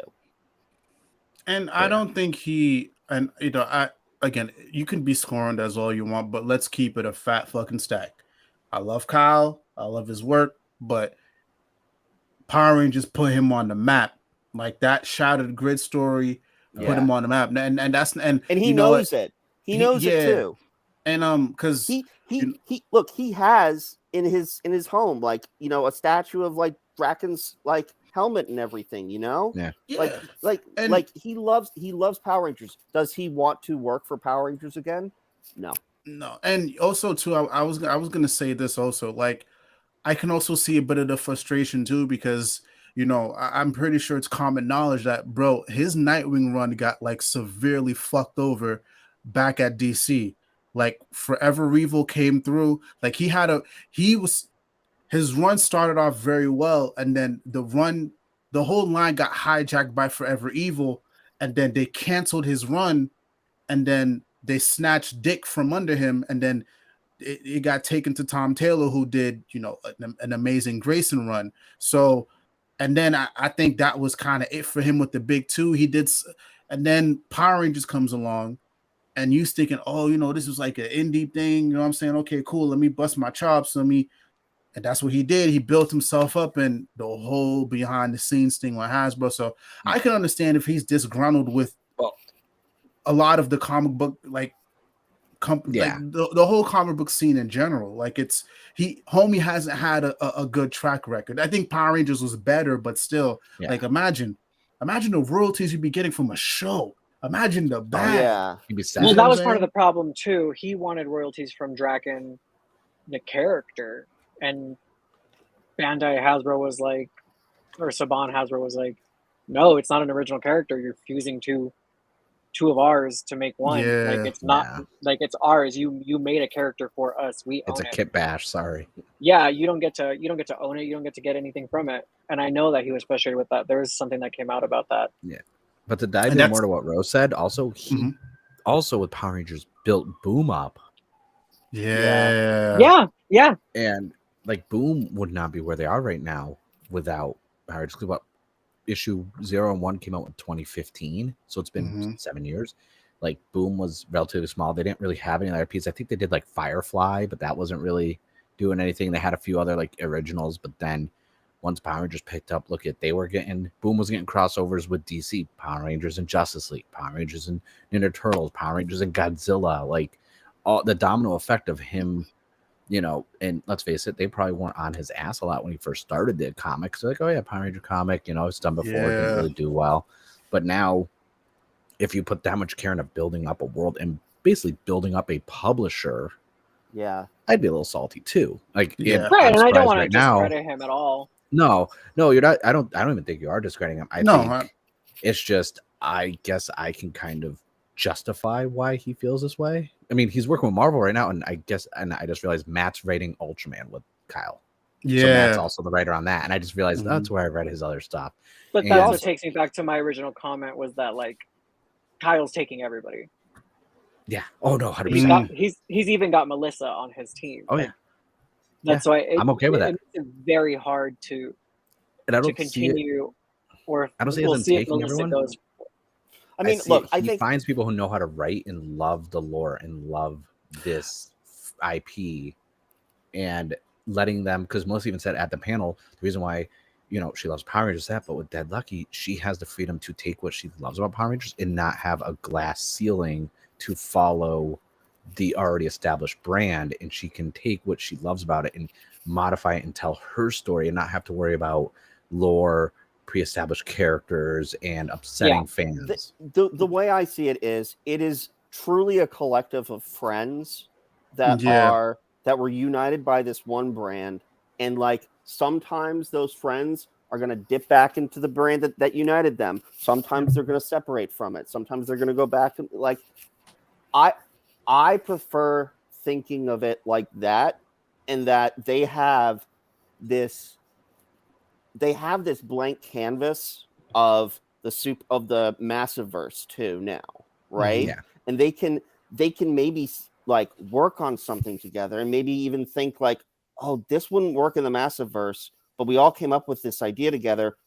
It might work in Power Rangers. Like I see it as sort of like a really great tokusatsu think tank. Yeah. That's the way I see it too. I see it as a way to, like, it's a way to bounce back. It's just like it's a way for, you know, oh my God. Melissa is building, you know, herself up in Power Rangers now. You know, she's taking that audience to Dead Lucky, but you know, there's maybe people from Dead Lucky who aren't reading Power Rangers, so you can bounce back from that. Same thing's happening with Matt Groom. You know, maybe he's bringing people from Ultraman, check out Power Rangers, check out Ultraman and Power Rangers, check out Infernal Red Girl. So you see, it's almost kind of like they're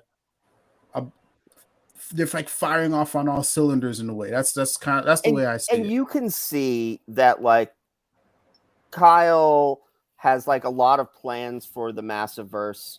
Like he He wants to do a TV thing. He wants to do a cartoon thing. In the works. He wants an animated show. Yeah. Yeah.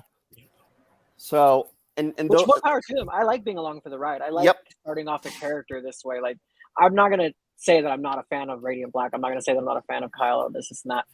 I love getting our own Spider-Man. Do you get what I'm saying? I Yeah, love getting yeah. our new Batman, our new Something for our new Invincible. generation. Yeah, Yeah. something new for our generation. Yes. Like I can say I own issue 1. Like that's going to be big when Radiant Black becomes that TV show, when Radiant Yep. Black becomes that cinematic movie universe. Mm-hmm. Because it already starts to feel that way in the comic. Oh yeah, and they even said like that's something that's being worked on because they showed like a quick little thing. There was some animation stuff in the works already for it, and it's nice to see. It's one of those things where it's like this is the type of thing that I want to see Boom doing for their comics for Power Rangers because they're not doing anything for it, and that's like one of the things. It's like, do you think that is what the N-Way and Swistle E1, not N-Way, but the E1 stuff is like? Because they said that they're gonna do like some live action, some animated, like that's a lot of things to throw at you. Yeah, and they haven't said anything yet. Because they said, like, I know they weren't they going to do like a cartoon series that was possibly they said Netflix. something a year ago. Yeah, it's a been big like variety article. Me and Ro were on for that. Yeah, and it's one of those things where they're just like, oh, here's this, here's that, and it's like, well, you're saying all these things, but there's no proof of concept. Yes. Yeah, we haven't seen anything on it. And you're telling me you wouldn't have I'm sorry, but you have money. You could have had some artists already be working. We could have had something for Atari More. We could have had something for issue 100. We could have had all these Death Ranger, all this stuff. Yeah. And it's like, if you're putting all your eggs in the basket, I feel like everything they're doing just has to do with the 30th anniversary. Nothing to do with the comics at all. Yeah. I mean, comics is an afterthought. We can get into that conversation right now if we want to. Are we ready for that conversation? We can talk about Zach. Okay, so I'll pull it up. Let's get into it then. So today, right before we started streaming, let me do this. Yeah, I like this better. So today, before we started streaming, we got news about Cosmic Fury, and now you got things started trickling out a little bit last night. Yeah, or like a day or two before. I woke up to some stuff that was like early this morning that. There were things that were trickling out, but like, I'm sorry, continue. No, it's all good. So, we got more information on Cosmic Fury, and in the little teaser, we saw Walter Jones and we saw David Yost, and then we got more information later on. We have what we believe is Trini's daughter. Her name is Yen. Steve Cardenas is coming back as Rocky. You got Catherine Sutherland coming back as Kat. So, we were talking a little bit before the stream about, what the implications are for the comics. So, yeah, let's jump right into it. What do we think? Because this is huge. This is huge.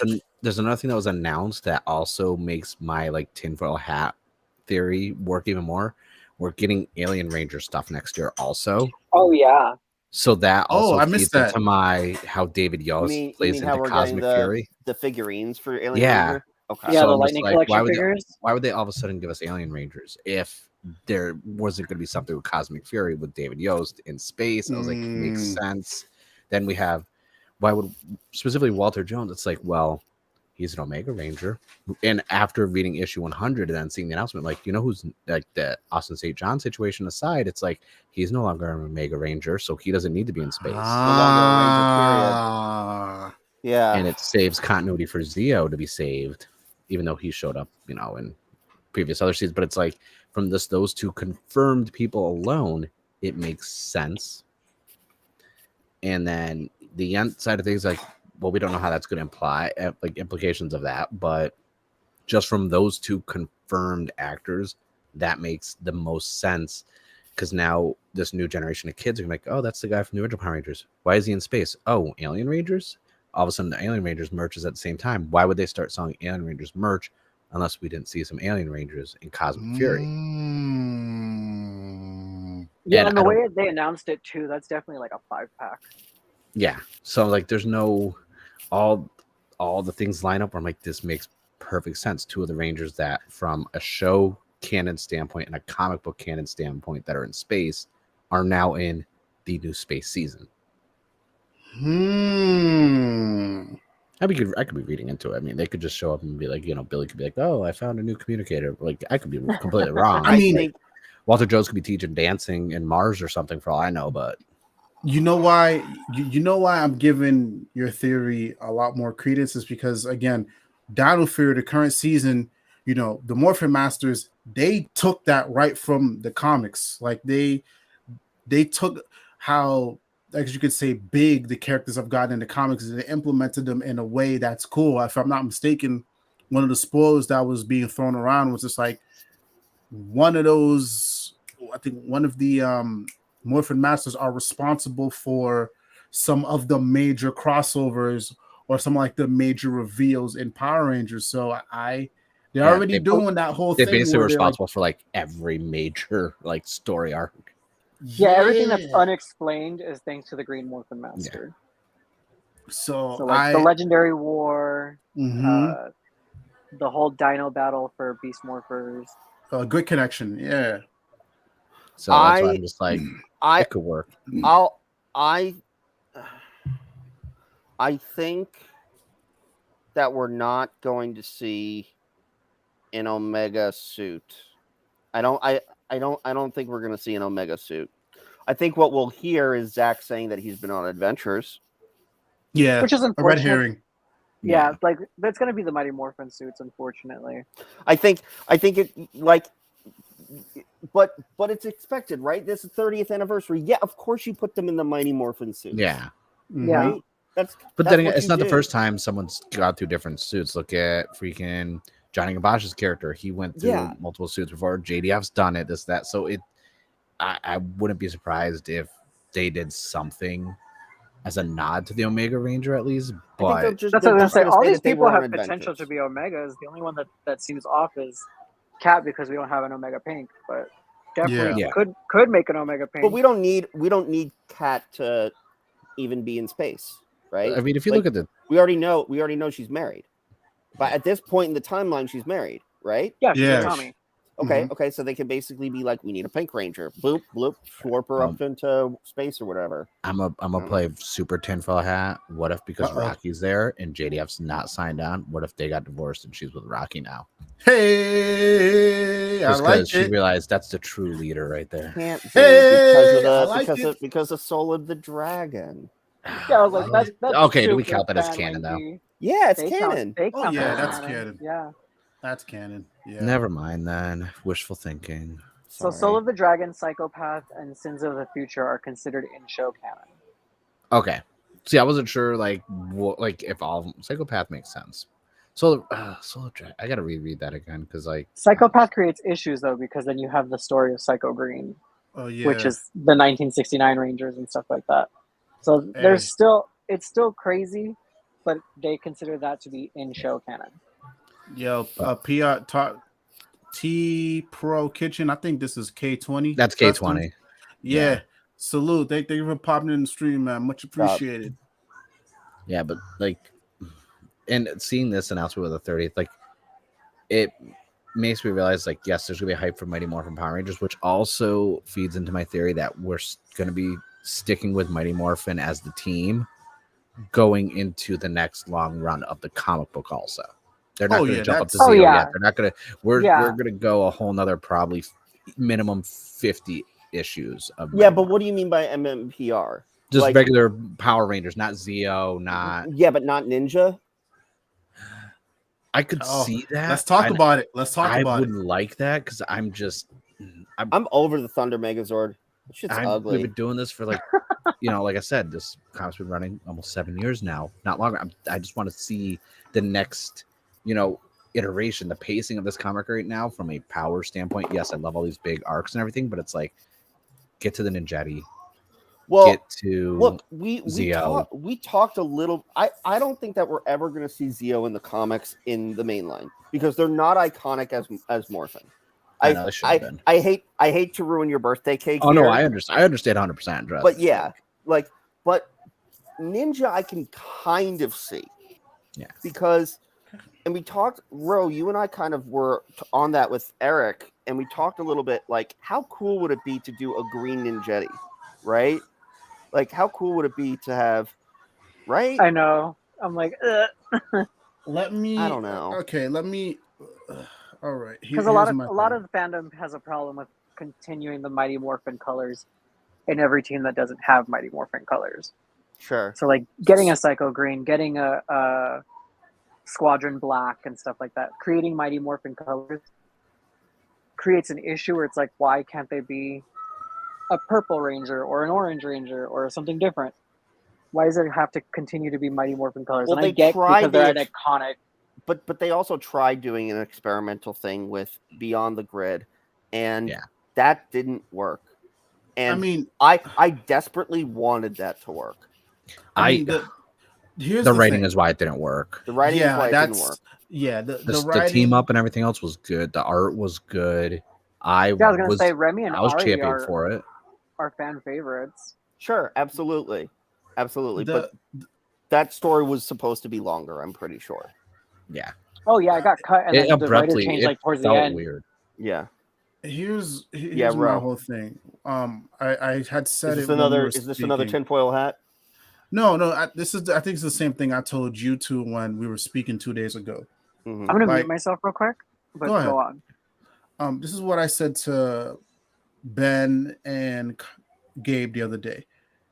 I would love for them to fast track to season 3. I want to see it too, but be warned. The moment we get to season 3, start counting down. The children. Oh, yeah. That's when you know, okay, they're about to pull the plug on yeah. this entire thing, because season 3, even from an episode standpoint, is already cut off at the knees. yeah. I don't think it's even as long as seasons 1 and 2. No, And it's then not. also, from a story standpoint, it's just like now you're itching into Rangers in reverse. So you're not. Who's really reading a Power Rangers comic book where they're kids? Who's doing that? Who's gonna sit there and read a Power Rangers comic book where it's not the Mighty Morphin team?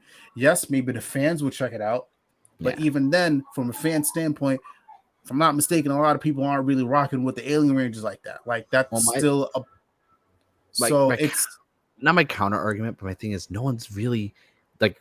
I have to always go back to the sales numbers, the top 200s. They're like they need to try something new. They need to risk it, because as of right now, they're not even hitting top 180, 150, nothing. Like they need. Yeah, but is that like, why is that important?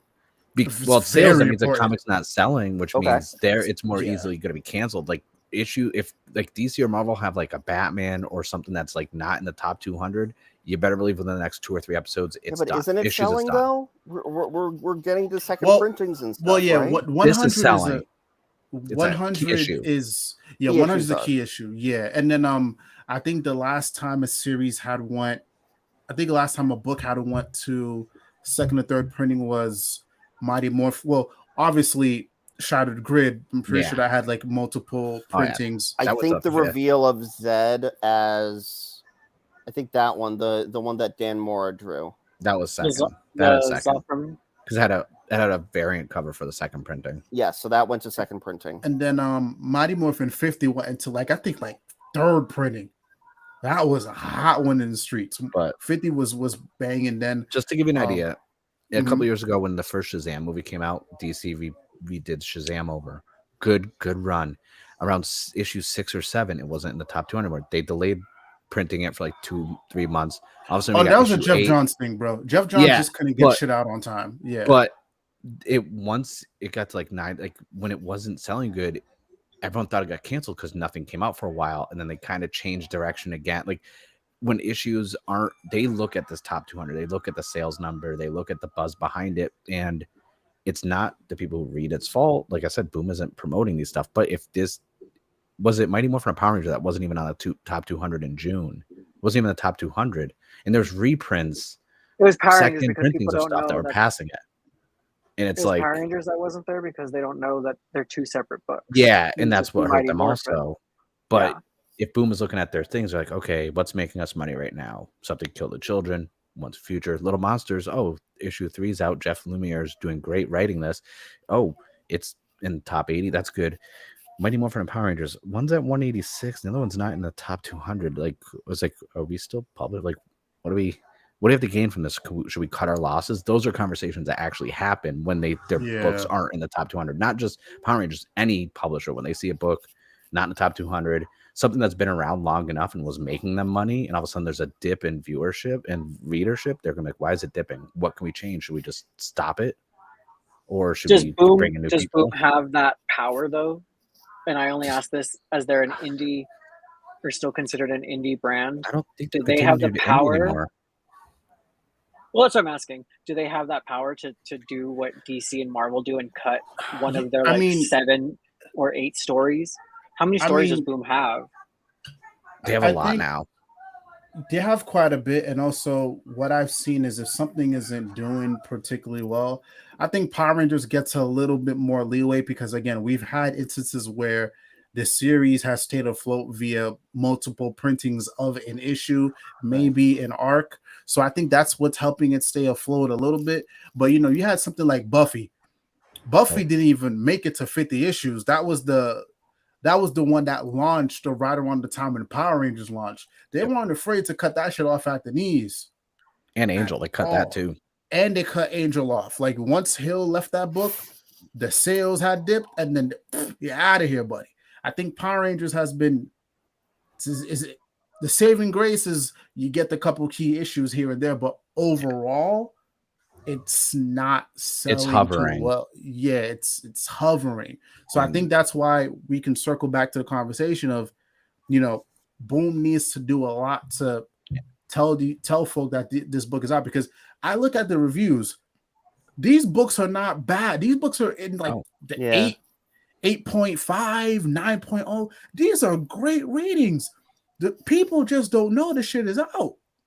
And like I said, it's also no one can go pick up one off the, like what Ben said, you can't go pick it up and see what came. Like you open it up, you're instantly in the story, no preview, no recap. I'm a firm believer that every comic is somebody's first comic. 100%. And you need to make things much more accessible than you actually do. And Marvel used to do this a lot on the first couple pages of a comic. If you picked up a new one, it was like issue 60, 70, whatever it is, number doesn't matter. It would kind of give you, like, sometimes there's Spider-Man ones, it gives you a recap, and in the bottom would have the little asterisk, oh, this is from the previous issue number blah, where this happened. And then you're like, oh, well, I need to read that previous one.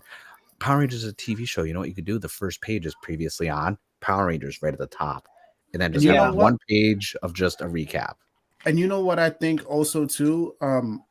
Because to Boom's defense, the big two aren't doing that so much. Like I read a lot of big two stuff. They don't even do that. No, so I think. Wait, what do you mean they don't do what? They don't do any recap pages? They don't do much recapping. Like they literally just open up. They don't do callbacks as much, but Spider-Man still has recap pages. Some sometimes, not all. Some. Okay. I know Miles Morales was doing them for a while. I don't know because I took that off my list after issue 39 or 40. So I don't know if they're doing them in Miles Morales ones anymore.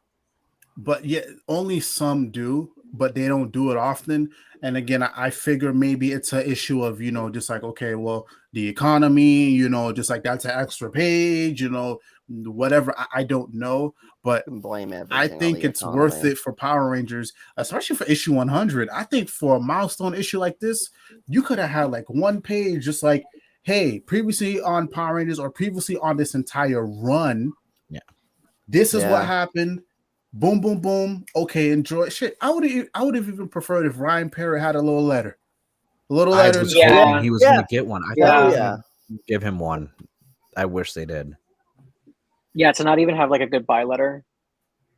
But yeah, no, the thing is, like with this, like even with issue 100, it could be like, hey, to catch up on what's happening with the Death Ranger, check out Mighty Morphin issue like 19 through 22 and Power Rangers issue 19 through 22, something like that, at least so people know where to editor's note. An editor's note is right there, something small. Yeah. And that's the thing. It's like I said before, like, yeah, if they do Zio, hey, we got to the countdown to cancellation. It's like, well, I'm sorry, but they said this is a new era going into it. If they treat the comic like they have been the last 18 months from promotion, this is a new era. It's just maybe we should start the countdown timer now because I'm hopeful because I love this comic. I've been reading it for 7 years, but it's like if no one else is buying it, then they're going to cut their losses at some point if something doesn't change. And I can't put that on Hasbro. I can't put that on the writers because you see Ryan tweeting about it constantly. It's boom has to and they have to get on board with the Hasbro. Like, hey, can you we have this comic from your IP that you own now. You should probably try and do something for that. What do we think? Ro, I'm sorry, you were going to say something. No, go. What do we think about the changing of editors?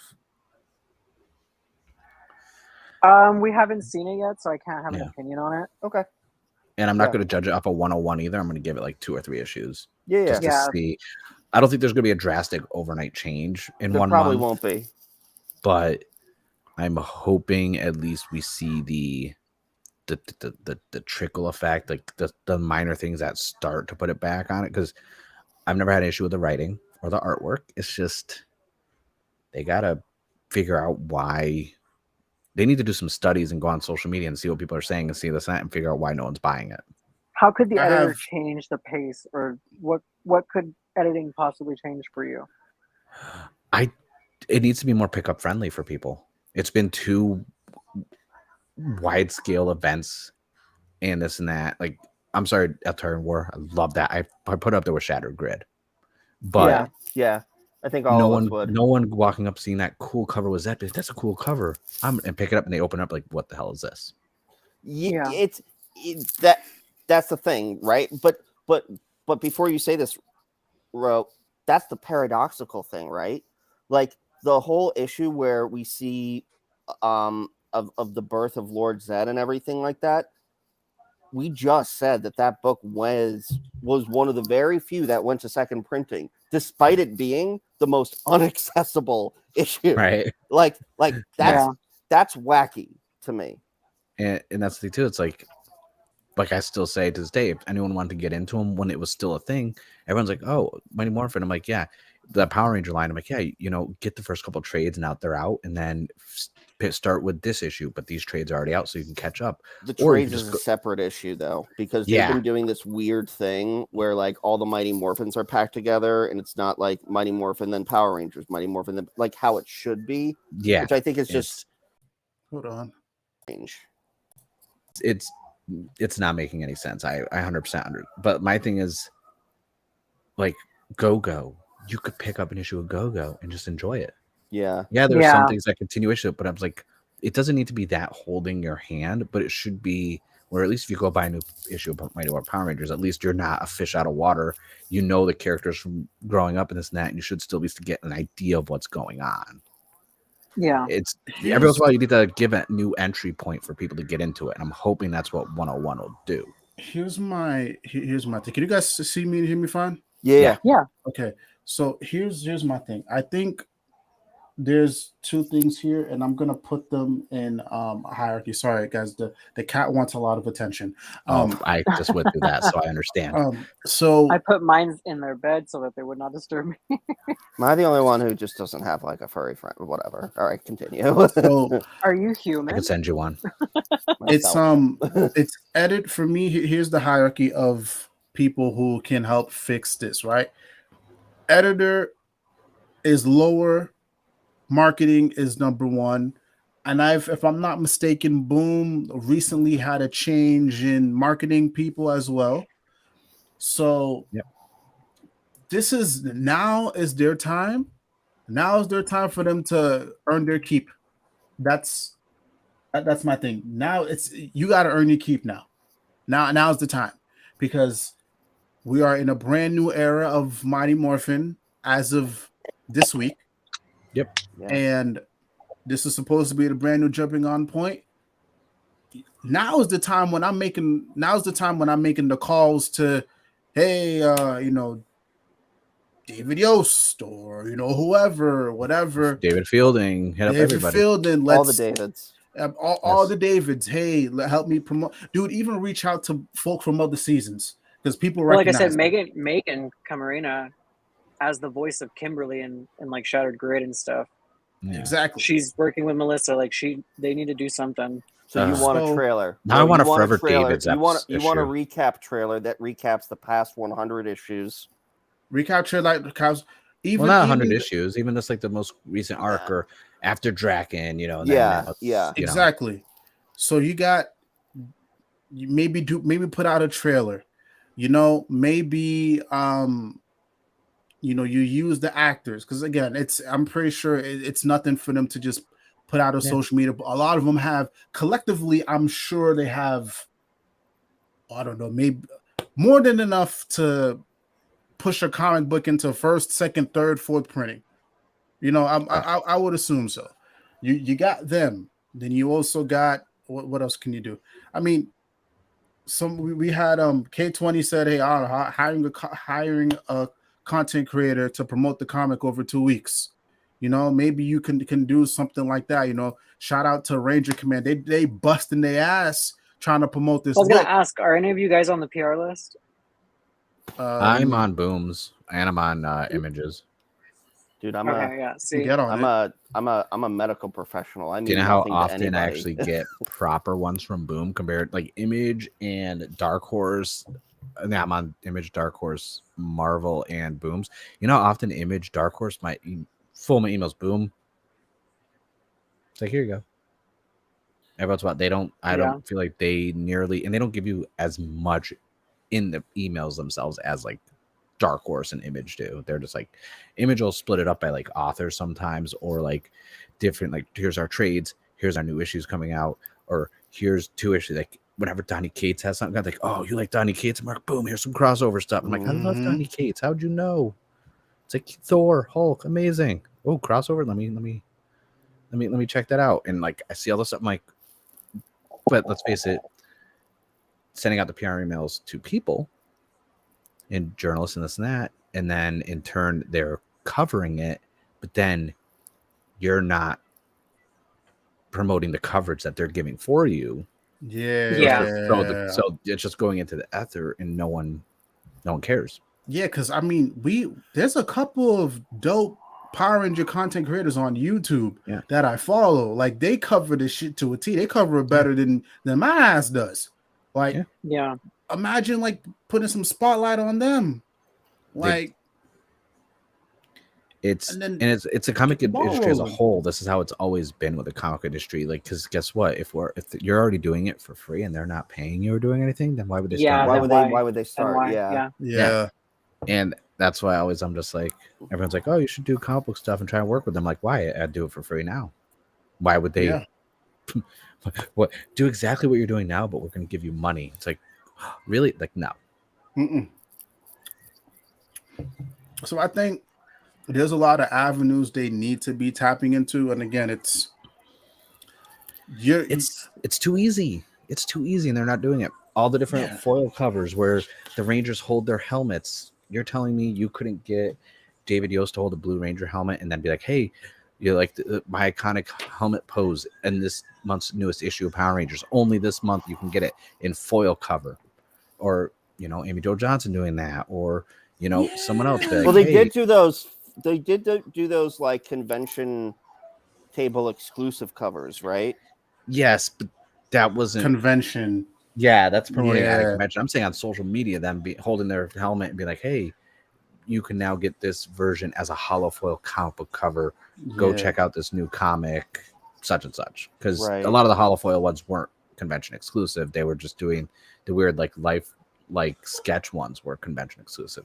Yeah. But it's like there's so many ways to market it. And I mean, me and Ro went over this for how long when we were like how to fix Power Rangers a comic, that stream where we spent like 2 hours talking about like just what we would fix, and it's all majority of it has nothing to do with the artist or writers. It was all marketing. Yeah. I feel like from a funding standpoint, and Boom has money now because they got that deal for all these other comics they have being TV shows now. Well, I wonder, that Netflix deal.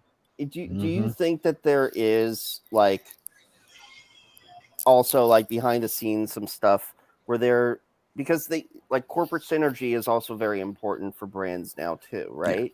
And you know, Power Rangers is about to go through a pretty seismic shift after Cosmic Fury, right?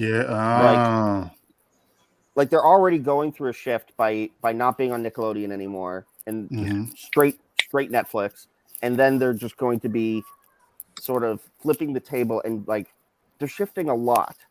Is Yeah. what I'm saying. You know, they're doing the original suits. They're doing this new universe that they're going to be doing. Yeah. Like I don't know how much longer the comic is going to go for, but I would milk it. What? I would milk it because you know what Marvel did, which was smart. Whenever a movie was coming out, you know what they were doing for the longest time for non-comic book fans? Here's a prequel comic. Go buy it Yeah. now. Yeah, here's an Yeah. MCU Here's this. tie-in. And that's how you got people that I used to see those move off the shelves like crazy at my local comic book shop. And I'm like, what the? By me. I was buying them. Yeah. Dummy. It's all you. It's all you. You were buying them, but like that's the thing. It's like, oh, say Cosmic Fury, you know, it's 10 episodes coming out on Netflix, and people are like, hey, you want to catch up on how Zach got into space? Omega Rangers. Oh, where's Billy been? Here's a 5-issue run from Power Rangers Unlimited based around the Alien Rangers. Like, you have all this potential. How do you just sell the previous issues, or do you make new ones that are more kid friendly? Because that's the other thing too. The comics are more rated PG-13. Yes. Whereas the TV show is not. And I don't see the TV show being that ever. No. Well, here's the thing. I don't think it would. I don't think it would make a difference. Dino Fury because doesn't have to make that call though. They don't have to adhere to those rules anymore. Especially, I mean, they did a little bit with this last season, but this new season, they don't have to adhere to those rules. And also, too, let's be honest here. Like PG-13 for Power Rangers isn't terrible, and a lot of comics in general are PG-13. Yeah. Like a lot of the comics that we've probably picked up for the first time were PG-13. Right. Like nothing too outlandish, nothing too crazy, and you know it just got the job done. So I can't see a situation where, you know, a parent would be too up in arms, you know, if, you know, maybe they saw a little blood splatter or they heard a damn here or there, you know, because it's still Power Rangers at its heart. You see what I'm saying? So I think it'll be fine. Yeah, that's the thing. I'm like, they've already been doing like damn and hell and death. Yeah. And there's a way to write things like, for kids that don't pander to kids. Yeah, I don't consider these Power Rangers comics PG-13 at all. No. Yeah, no. I think the PG, if anything. Yeah, PG, if anything. Yeah, with, like look at Dino Fury. Like I enjoy it, and like I can see how kids could like this. I can see how people our age like it. Like there's no like if it's just good writing at the end of the day. That's why I tell everyone the rating system doesn't work unless it gets to like the blood and violence level of things. Yeah, so I think there's ways, man, and like if they're really sitting down to like study and adjust and not just doing the same old usual, man, I think this new era of the Power Ranger comic books could slap. I think this could help propel Melissa into like the stratosphere in a similar way that, you know, Kyle Higgins did. And now that I think about it, I'm trying to wonder also, just like, damn, how is it for? I'm trying to go back for the marketing for when Kyle was doing it, because I'm like, I think they handed out things. The first couple of issues weren't anything. It wasn't until we started hitting that Dragon storyline that we started getting anything. I saw stores that had a lot of marketing material, like because when it first came out, I was living in Connecticut, so they had Newberry Comics. They had display stuff for when issue 0 came out. They had all the foil covers. They had all the foil covers on there. They had they were doing a lot at local. It's like I think shortly after that, it wasn't really anything until Shattered Grid was starting up. Yeah. Because they're like, look at the trailer. Who's Lord Draken? What's this? In fact, I'm willing to admit that I got the first like issues 0 through 5, and then I dropped off. I dropped around until Shattered Grid, and then I got the hardcover for Green. I got the red hardcover, and like I started like getting my singles that would make up the red hardcover, and then I double dipped and got the red hardcover. No, I was still buying them. I just stopped reading after like 6 or 7 until Shattered Grid was starting, because I usually just buy issues and then I'll read them in like bulk, but I just didn't care. Yeah, but it's kind of like The Walking Dead. I stopped reading it after issue like 80 something, but then I was like, well, I already have issue 1 through 80. I'm gonna finish this run and sell it. So like I just kept collecting, and I haven't read past like issue 86 or 7, and I got the whole run. And I was like, Right. yeah, And this out Power Rangers the same way. I was like, I'm not gonna read them for a while, and then I was like, wait, Shattered Grid's good. I'm behind on some stuff. Let me go back and read these like 20 issues I missed, and we're just sitting there in the box. I caught up just in time for Shattered Grid, basically. Like when Shattered Grid was announced, I was basically like, all right, I have to go back. I have to find a way to get these issues. And yeah. you know what I'm just to full out. You know what I think would help also too, because again, I think Draken is kind of what helped it. Like, it was a shot in the arm. I'm not even against Melissa creating her own Ranger, but it got to work. It has to make sense. She's going to. I said she's going to. Hey, okay, all right, and it has to send shock waves through the streets. I think Draken worked because people knew who Tommy was. People loved the green and the White Ranger, so it was literally just the perfect mesh. I think if Melissa can get something like that, something that'll really get the streets talking. And again, we've seen it with the Death Ranger. Like, it's Dark Spectre. I'm telling you, Dark Spectre is a big thing going forward. I was gonna say Tammy, Tommy's twin sister. No, this next arc, Dark Spectre, is gonna be the forefront. I've been up since 5. I needed that one. That was good. He said Tammy. I think with Draken, it was lightning in a bottle. It's very hard to recreate that. So what do? You let it was the a lightning risk. out.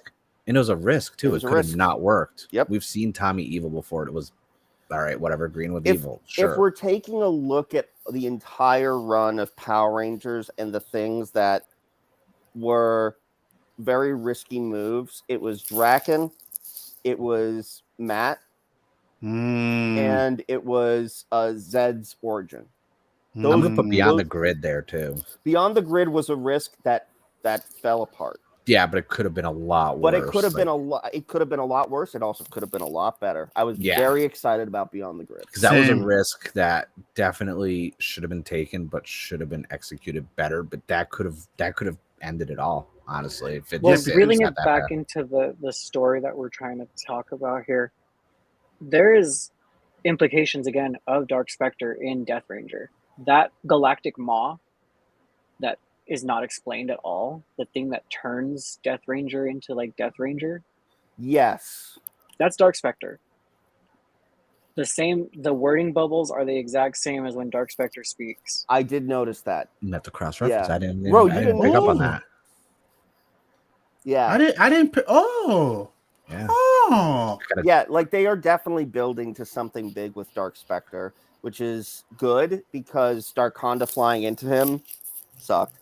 And and that's one of the biggest things too. They're making him the devil essentially. Yeah, he is the anti-grid. Like he is the antithesis of the Morphin Grid, is what everyone keeps saying in these stories. It's the main point of like Power Rangers universe, is that Dark Spectre is the dark version of the Morphin Grid, and if he gets to it, life is over. See, I'm so glad that we have you here so you can appreciate such a shitty book. For real. I'm sitting in my head and explain it to somebody who didn't get it. Well, yeah, like I said, that's my favorite thing about Universe is like the lore, and that's what I take from that. And that's why, like I said, going into Death Ranger, like, what is this galactic maw, and why does it look like Dark Spectre's mouth? Why does it talk like Dark Spectre with the voice bubbles and everything? Why did coming back? Because even Death Ranger says it. He's like, they're like, I'm going to get revenge on Dark Spectre for what they did to your people on KO35 and what they did to everyone. Yeah. I may have to go read those. Dark Spectre did show up in some capacity in each of the Unlimited ones as well. To read Unlimited. Yeah, in every Unlimited story, Dark Spectre is a key player. I'm going to try. I can't make any guarantees. And here I was gonna be like, oh, what if a Morphin Master went rogue? That'd be cool. But now I'm just like, wait, Dark Spectre, that's a lot better, actually. Well, Morphin Master did go rogue. That's the whole thing of Beyond the Grid. Yeah, but see, the fact writing, that you can remember that is I am a lore whore. Let me rephrase that. What if we got it done not as rushed, written better, it would be nice. Do we bring back the same Morphin Master, the Praetor? I don't know. That requires Why not? to be on the grid again. Why not? I mean, I don't remember what happened to him. That's Did he what I'm saying. die? I'm like, I don't remember that part. I remember the history, not the Yeah. Like, not the. I mean, like, and let's face specifics. it, death is never permanent with the freaking Morphin. he was a grid, cool no. he was a cool looking character, yeah. and yeah, bring him back. Bring him back. There's ways to Bring him explain back. all that. Would I like something new and original though? Yes, but I do like the Yeah. idea of Dark Spectre though. But it's one of those things where it's like, I know, And you can already see it actually. Like I don't know if you guys saw the preview covers for. I think it's 101 still. where I it's haven't. Rita Did they and release the Mistress preview Evil. covers? really? I Yeah, haven't it seen just the came covers. out. Oh damn! Oh, Because oh. I It was came like, out today so- during the preview cover or preview pages. preview cover. Oh, because I haven't looked at anything. Because like I was like, I don't want to see anything post 100 yet until I read 100. So then I read it and I was like, oh, I completely forgot that. You know, because I know you can. Boom shared it from the official page. So I mean, they did that. Oh, Oh, okay. yay! I appreciate them. They did something for Power. Yeah, so it's like a really pretty Rita picture, and then there's one of her. Oh, as the yeah, isn't Mistress there a Oh, new Evil. those are the character that's- variants. Yeah, those Yeah. those are the variants Mm. for 101. That's I the Mistress Vile stuff, right? Yeah, is that like a And you newer can version see of Dark Rita? Spectre in Mistress Vile. Like if you look at Mistress Vile, you can see Dark Spectre. You can see Ro, can you that pull like it up? volcanic looking Hold on. body around her. You said MMPR 101. Hold on. Let's see. It's on Boom's Twitter. Okay, give me a second.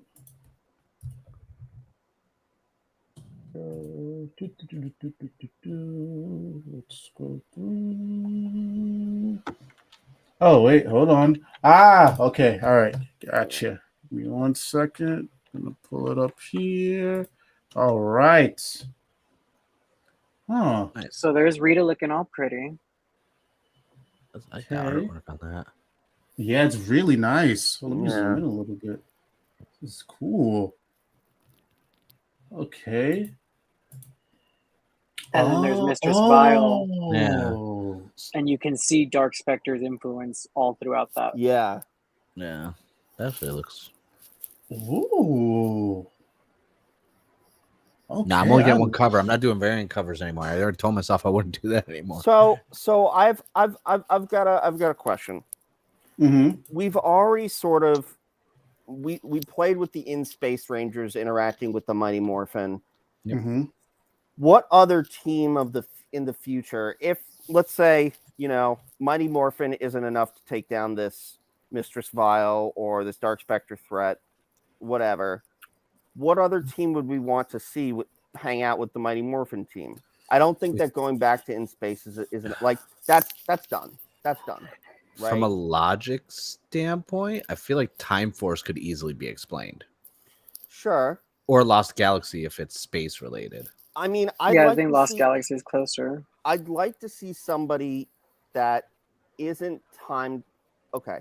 I'd like to see something that's a little bit more different, less touched, and maybe even like less beloved. Lightspeed Rescue. Could you I was about to say use? that. Yeah, I was like, could you use anything new, or does it have to be like?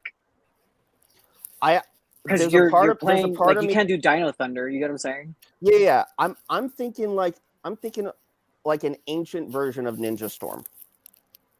Okay. I'm biased. I just want Expand to see on the that Quantum lore. Ranger.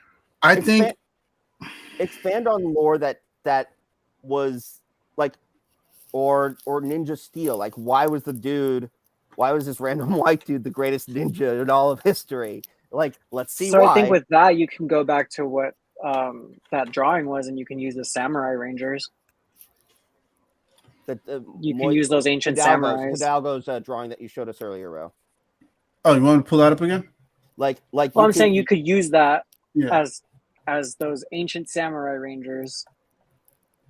Because I'm thinking time wise, and I shouldn't be, because we're all basically happening at the same time in my eyes. Mhm. But like, you don't want to use, and I just go back to Megaforce. They're kids while Mighty Morphin are teenagers. Do you get what I'm saying? Yeah. You're looking at a Yeah. timeline of like where they would Yeah. all fit into play. Yeah. You That's what I'm know saying. You what? can't use Dino Thunder because Tommy is their mentor. Right, Yeah. right. it's You like- can't do that. That's what I'm saying. That's why I said the easiest one is like Lost Galaxy or like Time Force, Yeah, someone who's in that same vicinity of Yeah. time. but no real. But even Pinpoint with of what the Lost time is. Galaxy, the timeline there, Leo is there during Countdown to Destruction. Like Yeah, I don't think that it like, happens after. that's- specifically. That's why For- I'm saying like an older version of a future team, like an older Like a version of previous Ninja iteration. Storm or something like that, like a previous iteration that we hadn't seen. Ro, Yeah. you have That's Maybe why I was Wild gonna Force? say. I was gonna say Lightspeed because I don't know if this theory was true or not, but maybe it was a fan fiction I read. I don't know if it is, whatever. Because what I remember reading is, maybe Lightspeed Rescue, like some of their tech was built off of just like the leftover stuff from Rangers from previous years. Because like remember the Thunder Megazord got blown up. The Turbo Megazord got blown up. The Mega Winger got blown up. So a lot of them had like just They scooped random it. pieces lying around. Yeah. That could just be a theory. I don't know, but the reason why I say Lightspeed is because again, you can meet Commander Mitchell. You're the lore in guy, his- Gabe. Is that true? Can you Hmm? verify? The That's lore- that's never been like official or anything. That's definitely a fan canon. All right, Yeah. Ro, you just got lawyered. Yeah, I got No, Lord. but like you can use Grace Sterling since we have Grace and she's already doing that. Yeah, Yep. Like Yeah. you can definitely manipulate time in that way. That's what I'm saying. It's very how much you want to mess with the lore. And at the end of the day, it's in a comic sense. book. Yeah, So, like, so you you get away can. with You it. can definitely be like Time Warp, how they did with SPD and Dino Thunder in general. Just because I'm saying those two, or you can use Mystic Force because they have magic or something. You know what I mean? Like you can definitely use multiple different teams. Would you thing want? that's- Yeah.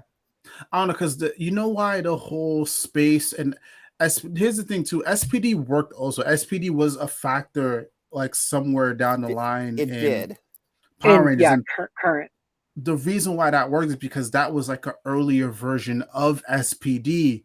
Before Because it was before something that was Earthbase. exactly it was established. So for whatever team or whatever pre-team we're working with, it has to make logical sense. And for me right now, if I'm going based off of knowledge, I say Lightspeed Rescue because again, there's no way all of this stuff is happening, and there's not a whole other organization besides Grace that's keeping tabs of what's happening right now. It's a good There's no point. way. So that's why I'm saying Commander Mitchell, maybe he's in his beginning stages. Maybe something happened in the Eltarian War. laying down metal pipes on a ancient burial demon. Exactly. Burial So ground. Okay. and maybe this is right around the time when he loses Ryan. Ryan. Maybe Yeah. Rita had something to do with that. You see what I'm saying? So that's the most logical for me. I can't see, it's too early for Zeo. Turbo, no. Space, we just did. Lightspeed Rescue, I mean, not Lightspeed, Lost Galaxy, I think Lightspeed Rescue is the most logical for me. Interesting. Would Again, you could do do? RPM. You could do because they're different dimensions. You could do Dino Thunder because it's a different dimension. You mean Dino Charge? That's right? what I meant. Yeah. Sorry, Dino Thunder's in my head for some reason. There's a lot No, of there's- dinos. Yeah. There and a lot of Charge and Furies and Well, Thunder. Ninja Steel did it. Ninja Steel did it with Matt Groom's story. yeah, where they did Mighty Morphin and the Ninja Steel, they connected through the prism or something. Yeah, some kind of time warp. They fought the same monster together. Yeah. Well, okay, so I guess would you want to see like the same way that Space sort of worked with Mighty Morphin here? Would you want to see a team work with Mighty Morphin, or would you just want to see Not Mighty anytime Morphin? soon. Not anytime. I wanted to go back to just Mighty Morphin Okay. and just tell a great like grounded story for a bit. Like Yeah.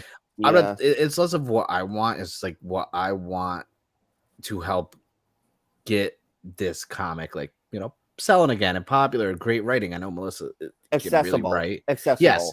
So don't bring in these other teams yet. Just get back whatever this new era is. Establish where the team is going now. Yeah. Yeah. Without someone from another planet's showing up because we got. Oh no, they need our help now. We got to leave Earth. It's like, who's protecting Earth right now?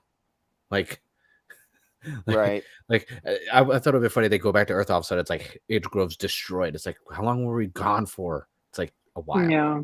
That's what you get. Yeah, and another thing I want to bring up too, because I know I keep harping back to this, but in space, the teams that we got, it made logical sense. Like I don't even think Parrott was fishing for No. clicks or nothing. Yeah. He was just like, it made logical sense. I don't think he was like, oh shit, I need this, because you can tell when something is a fucking tactic for sales. Yeah. Yeah. This flowed so well. You can tell it's like it didn't feel shoehorned. It felt extremely organic. Yeah. And It was definitely planned properly. Yeah. Yes. So that's why, like, if it doesn't happen, right now, immediately, or at some point during Melissa's run, that's why I'm not losing sleep over it. No. Because again, you got to be very smart about that. Because what I don't want to happen is Melissa to jump the gun, and then she introduces a team prematurely, and it's bad. No. Everything I heard her talking about, like, she didn't really give away any details or spoilers or anything. She's approaching this like everyone, like a fan, like she knows this IP, she knows this fan. So it's like I know whatever she's gonna write is gonna be really good. Well, it's like I keep telling people, she wrote the Bible. Like she legitimately wrote the Bible of Power Rangers. Like she knows I'm what the hell she's talking about. I'm just hoping, because I already have friends. I have friends who stopped reading after Shattered Grid, and they're like, "I don't need to read this anymore." It's kind of like the people who see the MCU ones. They saw Endgame and Infinity War, like that. The MCU is over to me. I don't need anything after this. I have friends that try to. I'm like, "Don't get into Bro, the put your hand down." Spider-Man: No Way Home was a banging. That's Sony. That's okay, not MCU. that was. I count that Sony. I still count that Sony though. Yeah. Just by percentage of Sony characters compared to MCU ones, it was Sony. But I had told them, like, when the Ulterior War, I was like, they paid Disney the flat rate to make that movie though. Oh, I know. But I was telling everyone, like, get into Ulterior War. You haven't read some Shattered Grid. Trust me, this is good. This is just as good as that. And I'm like, I was like, nah, it's like it peaked. I'm like, it didn't. Like, shut up. Like, so it's tough. Like, people found their points, and it's like, I know the thing is now this new era. There's going to be a percentage of people who stop at 100. Yeah. 100 issues is a lot of issues to dedicate to a comic. I mean, I almost got all 700 plus whatever Go-Go. I can't was. talk. Yeah, Go-Go was like 32. Yeah. It was under 40. It was like 32 to 35. But that's the thing. It's like you have to, do something to keep the people hooked and keep people who want to leave after 100 still going, but you want to bring in the people who maybe left 50 issues ago. After you promised an ending. Yeah. And it's just like, it's one of those things where it's like, I know, like, everything, like, she got me excited hearing her talk about it. I was like, oh, she loves, like, this is a good hands. Because I was even worried when me and Ro did thing. I was like, I don't really know much about Melissa. Like, I don't. And then I did my research and I was like, never mind.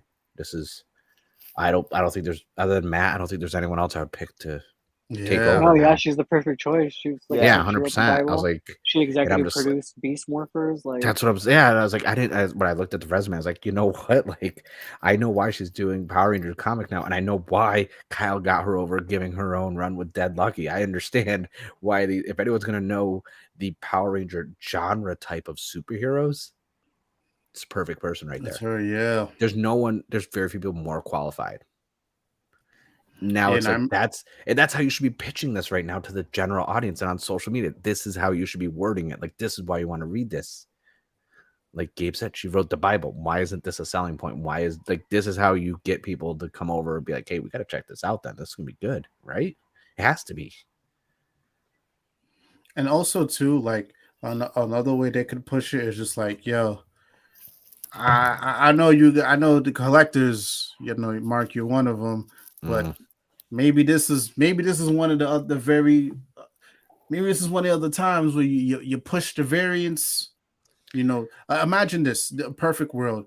You push the variants, you push the social media, you push the trailers, there's so many different avenues, to really help Melissa. Because I think, again, I see the potential there for Melissa to get elevated. So maybe instead of her just like kicking it with Boom and Image, you know, just like, hey, maybe could be her gateway to DC. Maybe this could be gateway to Marvel. Maybe this could be her gateway to Valiant. Maybe this could be her gateway to Dark Horse. Because again, for me, I saw it for Kyle. You see what I'm saying? Like, I know Kyle was burned after his whole stint with DC, but even after the shit that happened with him at DC, he came back and did some work for DC after Power Rangers. So imagine, you know, the same thing happening for Melissa too. Like I said, I want the comic book to succeed overall, but imagine how great it would be for the creator as well. Exactly. So, and that's that brand synergy that we talked about earlier. Like, we have multiple mediums. If she introduces a new Ranger, give me that figure immediately. Give me that character in Legacy Wars immediately. like, look how fast we got Draken stuff, and how exactly. much That's we why got. I'm like, look how fast we got all this stuff. Do that again. We talked a little bit earlier today because I asked the team on Eric's Twitter Spaces, so episode 204 of RCPH. You know, when was like, are people like, were they mad that we didn't get any comic figure announcements today? And the fact that we still don't have Omegas. We don't have Omegas is very jarring. I think. Yeah. If correct me if I'm wrong, Gabe, but is the last time that we got a comic specific figurine, was it the Lord Draken Evo 3? I think it's the Red Sentry. But Red Sentry, that was that announced just came out. before that, right? Was it? I don't remember. No. I could be wrong. No, it wasn't. It was announced after. Okay, fine. Then Red Sentry. Yeah, but which just now finally came out. That's an easy fit. That's not a terribly difficult figure to make, right? No, it's just kit bashing a bunch of different pieces. Hold on. K20 said, hold on, is it Turtles? Do Turtles count? Are we counting Turtles? Okay, yeah, Turtles. Yeah, but Turtles were announced. Yeah, Turtles. Yeah, they were. Those are good. Those were pretty fast track. Those are actually the best Lightning collection. Well, when you think about the time frame, when didn't the TMNT crossover? TMNT finished.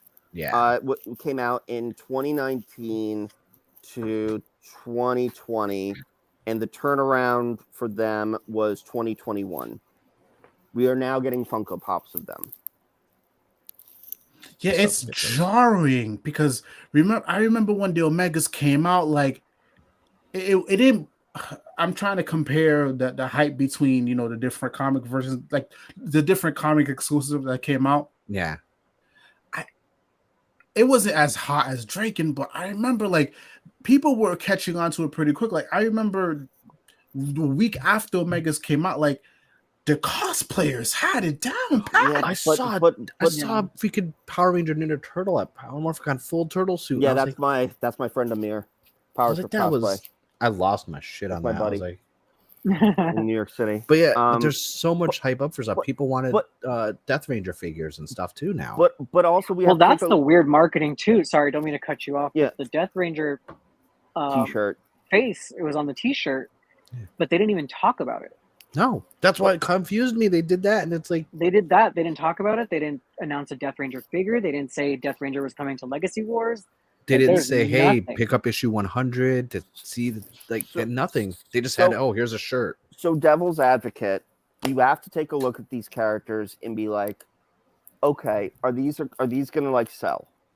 Right? Are these going to sell in brick and mortar stores? Are these going to sell in Target? Like, look, Red Sentry can be a Target exclusive and be sold in a store because it has it still looks like the regular Mighty Morphin. Yeah. Death Ranger could have been a PulseCon exclusive. It's like a power Death up. Ranger. So the Omegas and the Death Rangers, or the Omegas and the Death Ranger could be a Pulse, could be a Pulse exclusive. That I'm surprised that they decided not to do yet. Yeah. That is a little surprising to me. To follow up to what you said, here's the reason why it won't work. They're not promoting the comics, so no one knows about them. So that's Yeah, But it's like there's a small niche that people want this stuff. I want it. I don't even collect Lightning Collection anymore. Let me highlight this also. K20 said, by the way, full disclosure, K20 does like a lot of work, like awesome like print work. So please go check their work out. So yeah, K20 said I worked on the Mega patch right when they came out. Like so Yeah, he's as you on should. it. You know your market, you know Yeah. your brand, you know what you're selling. People want it immediately. And it's crazy that like a fan who's like doing something on their own can get on it quicker than like the fucking official. Yeah, and I don't want to hear the can do excuse of like modeling or nothing, because Tim Bree 3D is already creating a Death Ranger. He's already released his own Omega Rangers, like, and that's 3D printing. Yeah, well, I know from the beginning of the stream, Ben, you held up a Spider-Man comics. So obviously, you aren't buying just Power Ranger comics. Has anyone seen what DC's been doing with the comic book with the little figure in front of them now that you can get? Like they've been doing like Black Adam, Superman. I've seen that Funko's been doing the comic book cover figurines. Yeah, Funko's been doing that. DC just started doing this thing where like you can get a Black Adam comic and it'll come with like a little Black Adam, or Superman comic comes with a little Superman figure. I did see that. Yeah. I'm like, that's Boom what, should. Why is it Hasbro and Boom doing this with the comics?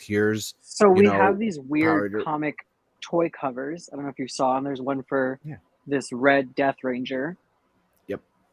So it's like you have this, use it.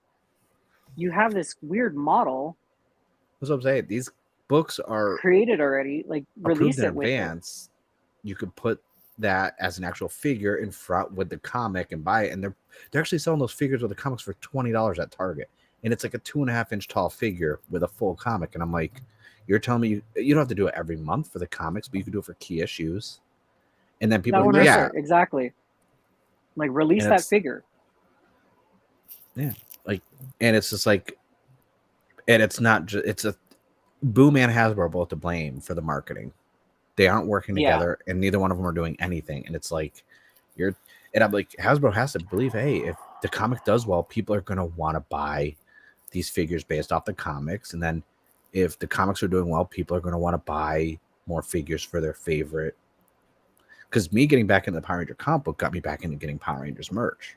Because I was done with Power Rangers. I was done with Power Rangers. I was reading I was done with almost comics altogether. So I was just, doing my toku, manga, anime stuff. Then I was like, Power Rangers. And then next I was like, oh, let me get this, this, and this. And I'm getting vintage ones again. And it's like, and somehow your wife still loves you. Yeah. I could turn the camera around. See this half, all this, that side over there, all Disney and Barbies. Gotcha. And like limited edition stuff. So it's Harry Potter and Lego. And so it's like it's a Disney store on that side, and then it's like Tokyo Central over here. Gotcha. I live.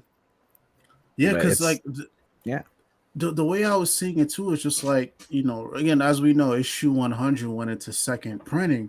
I wonder, part of you wonders if a lot of that had to do with the design of it. Did it had to do with that, and it had to do with the fact that Death Ranger was marketed as non-binary. Yeah, like there's so many things that went into it that made Death Ranger like the new Draken. Like it is a new Draken essentially.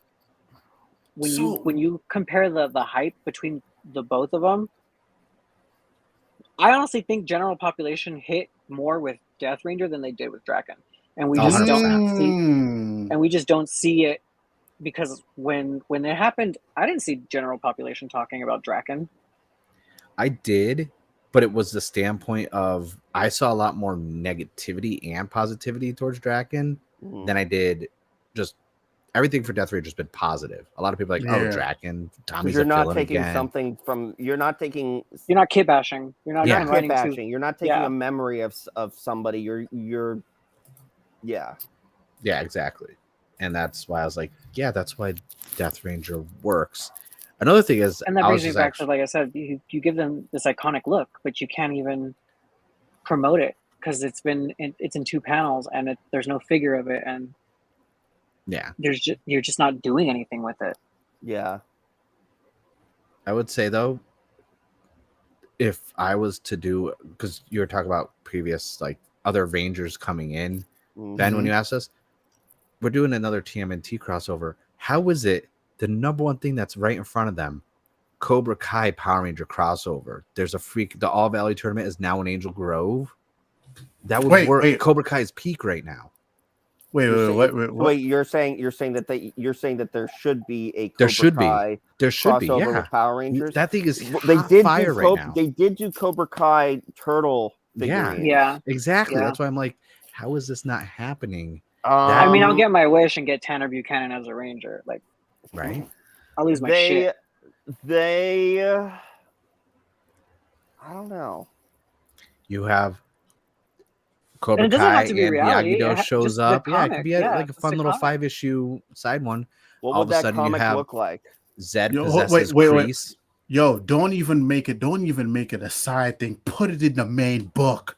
Main book. Put it in the main book. Because listen, we're in a good place right now. We're in a good place, right? We just finished issue 100. Now is the time for things to cool down a little bit. You got Reed in the background. You got Zed. Hell, if you want to use them, use them. Cobra Kai, right? You can have them come and do it like another version of the Stone Canyon. You're drunk. No, You're do it like another version. You're fucking Drunk with still good come ideas. on. Hold on. With good ideas. Do it like another version of Stone Canyon. Because Okay. Stone Canyon team is And that's already fine. there. You can. I just don't think the main version is the best to do it, because then you pigeonhole yourself to like, why would we ever get rid of these characters? God, I love. We'll just have Cobra it Kai. a site like an arc, just like a It's quick just an little like, arc. slice of life arc. Oh, here's a tournament, and it's like, final round. You got Johnny versus Tommy to be continued. I mean, Boost look, the sales for 5 issues. That's Yeah. fine. That's how you Marvel gotta and hook 'em DC in. do it all the time. That's okay. I'm sure that there's probably people on the Power Ranger side that love Cobra Kai. Cobra Kai people love Power Rangers too. We saw it when they announced JDF was going to be on there. But I'm talking about the Cobra Kai Yeah. showrunners. Oh, I don't know about the showrunner. That's what I'm saying. Appeal to their kids. I'm if sure they have that Cobra kids. Kai fans love Power Rangers. I'm not even talking about the fan. I'm talking about the people that like are in charge. I'm sure that Melissa Flores probably has seen Cobra Kai and she probably likes it. I mean, I don't know. I'm sure that the comic creators and the people that like are on the Power Rangers Netflix team and everything like that, they probably love Cobra Kai. That's what I'm saying. They got to deal with Netflix now. They have a deal with Netflix now. But I'm not sure that the Cobra Kai people are like super into Power Rangers. I think Netflix bought Cobra Kai, so they actually are the people in charge. No. Or did they just buy the distribution? So they bought the distribution Okay, rights. I wasn't sure. Cobra Kai is done by Sony Pictures Television. So many legal things. I'm trying to think. But with that, I mean, like, butter up it's at just Sony. the collaboration like that they just did with Ninja Turtles. Offer them Do you think 30% they off the wouldn't- top. Sony needs the money. Do you think they wouldn't do the same for Power Rangers? I don't They're know. both super iconic brands. I don't know. I think Ninja Turtles is an easier entry because they're ninjas by default, right? And they were in the show when we were kids. Yeah. Yeah. I still think it could work. I still think it would. Power 'cause- Rangers. Well, I will say that someone at Cobra Kai does like Power Rangers because the Lightning Collection were in the show. Yeah. What? Yeah, the Lightning Collection was in the show. When? Freaking Stingray. In his house, he's displaying the Mighty Morphin Lightning Collection figures. He has them up on like He the is? little shelves on the wall. Yeah. Yeah. Yo, listen. I was like, I knew there was a correlation. A Like when I saw that somewhere instead, I was like, what? Are we going to get a crossover? I didn't know that. That's where I got the idea from, was Okay. that scene with Stingray. Okay. All right, listen. Yeah, because I freaked out when I saw it. I was like, oh, I shit. still think we're in a good spot in the comic book.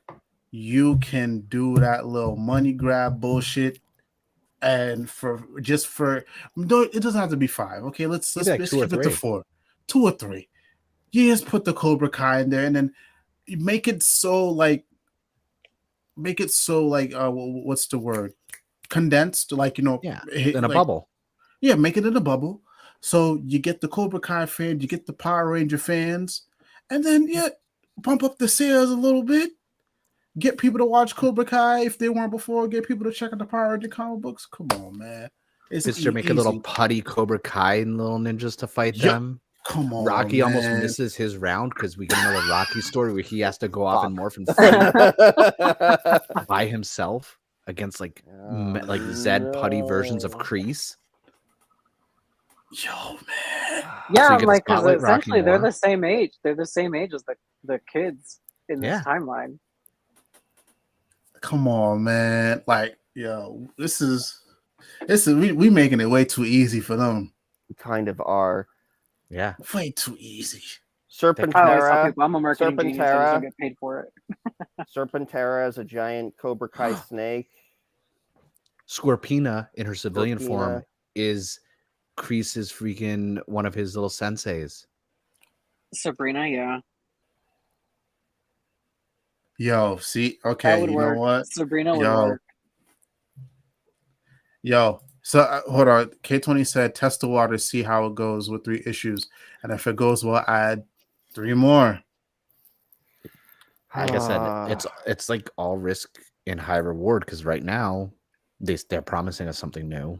They need to do something new, and crossing over with Turtles was good. The Justice League one, I didn't really like that crossover. I didn't that care much. for the Justice The League art one. style I never took read me it. out of It it. was fun. It was It too was jokey fun. for me. Yeah, and I guess that's what I'm saying. It was jokey. But It was fun. the art style It is was what super kind of took me camp. out of it. Yeah. I like Stephen Byrne, but it didn't work for that book. The I don't Turtles one think. was so good. Turtles is so good. So And the fact good. that we're going to get Turtles 2 completely drawn by Dan Mora is just, I come on. don't know what they're gonna do, but if they do another wave of Lightning Collection stuff, I'll buy them. And I sold my whole entire No. Lightning Collection last year, so Oh, I have no shelf space. neither I do just I. got my Turtles 2 a few months ago. I just had a great idea. I had a great idea. All right. Get Dan Mora to do the Cobra Kai Power Ranger story, or you can get, if not Dan Mora, you get Daniele to come back. You've really gone all in on this one. If I was Boom, I mean, it's I a would big get the IP for a thing. Cobra Kai comic and use that to launch the Cobra Kai comic also. Yeah, Mm. because it can work as a comic. It can. Especially if there's one more season and a movie coming out. I'm like, hey, The You wanna movie go has for it nothing to after? do with The the show. movie's not going to have any relation to the show. The I thought it was showrunner- gonna be. No, yeah, they- I thought they said No, based it's off like the a Yeah, movies, no, reboot. it's right? separate. Oh, the it's gonna be a showrunner reboot. said it's going to be completely separate. They said that they have no idea what's going on with Oh the movie. wow! Yeah, they That's say we have no stupid. I connection. thought we were to gonna it. get Community style 6 seasons No, of the movie. dude, we got a freaking Community movie today. This has been a weird day. It's a really weird day. And now we're getting Cobra Kai and Power Rangers eventually, hopefully. Yes, Yeah. yes. It's the only crossover I could see right now that would like really work. that hasn't happened that could logically work. I had people joke around with like Transformers and I'm like, I don't want that. Nah. I mean, I think that is a logical. I think that's just the next step in eventual- like progression. Yeah, like since we Godzilla have worked, both. and Godzilla opened the door for them with IDW and stuff. So I was like, Godzilla did not work. I know it didn't, How- but it worked at opening the door. The covers were nice. Well, K20 said they need a DC writer for the. No, I don't know if they're saying the For the For Cobra the Kai Cobra story. Kai one. Nah, It- dude, this no. is no. This would be a good time. This Matt. would be great for Melissa Or Matt. Flores. Excuse me. No, you do. Or Matt. You do Matt. Yeah. Because you make it like I want to see. I'm sure that Melissa's going to make things very character based, but like I want to see like you saw how Rocky Mm-hmm. like dealt with the issues with his brothers and sisters Mhm. and all that sort of Yeah. stuff, and you see like how Tori could have that sort of like yeah. similarity. Yeah. And I'm realizing that I've been up since 5 and I can't believe I'm having a conversation about Welcome to Cobra our Kai and side, Power Ben. Rangers. Thank and you. I'm very happy about this. Yeah.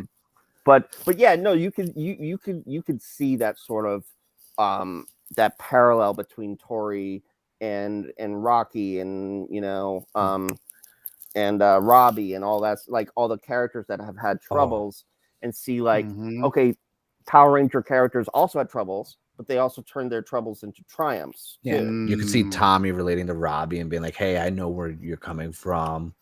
Boom, like now, I also have a twin that's stranded in the Wild Wild West. now, Really?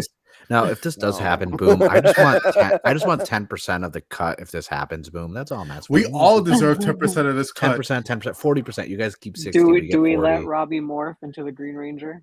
No, Ah, The White No. Ranger, just because I'm tired. Just The white Robbie one? Ranger.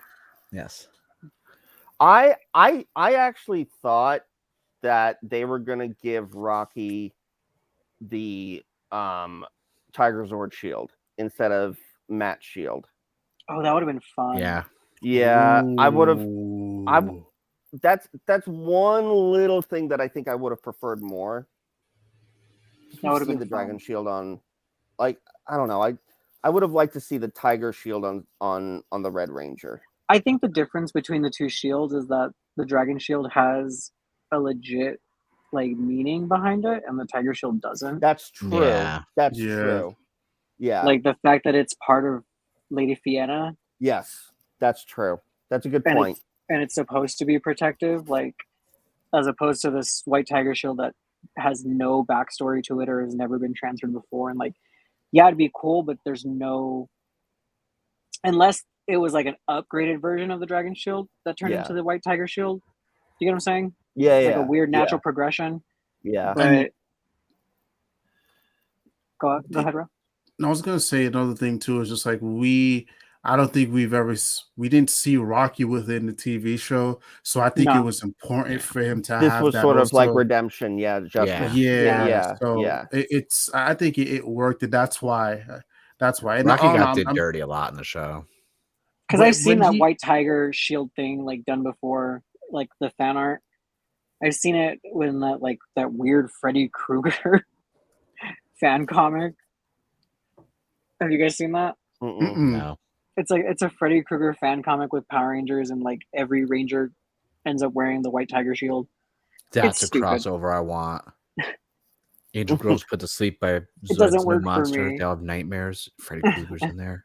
Yeah, and again, like the Dragon Shield is just like so transferable versus the White Tiger one. It's not so much, but for me, I think it's just more significance because again, like remember, I think it was either Gabe or Mark who just said it, but you know, Rocky did get done dirty. That's yeah. And you know, when I was doing my rewatch of MMPR, it's Key with a Fat Stack, man.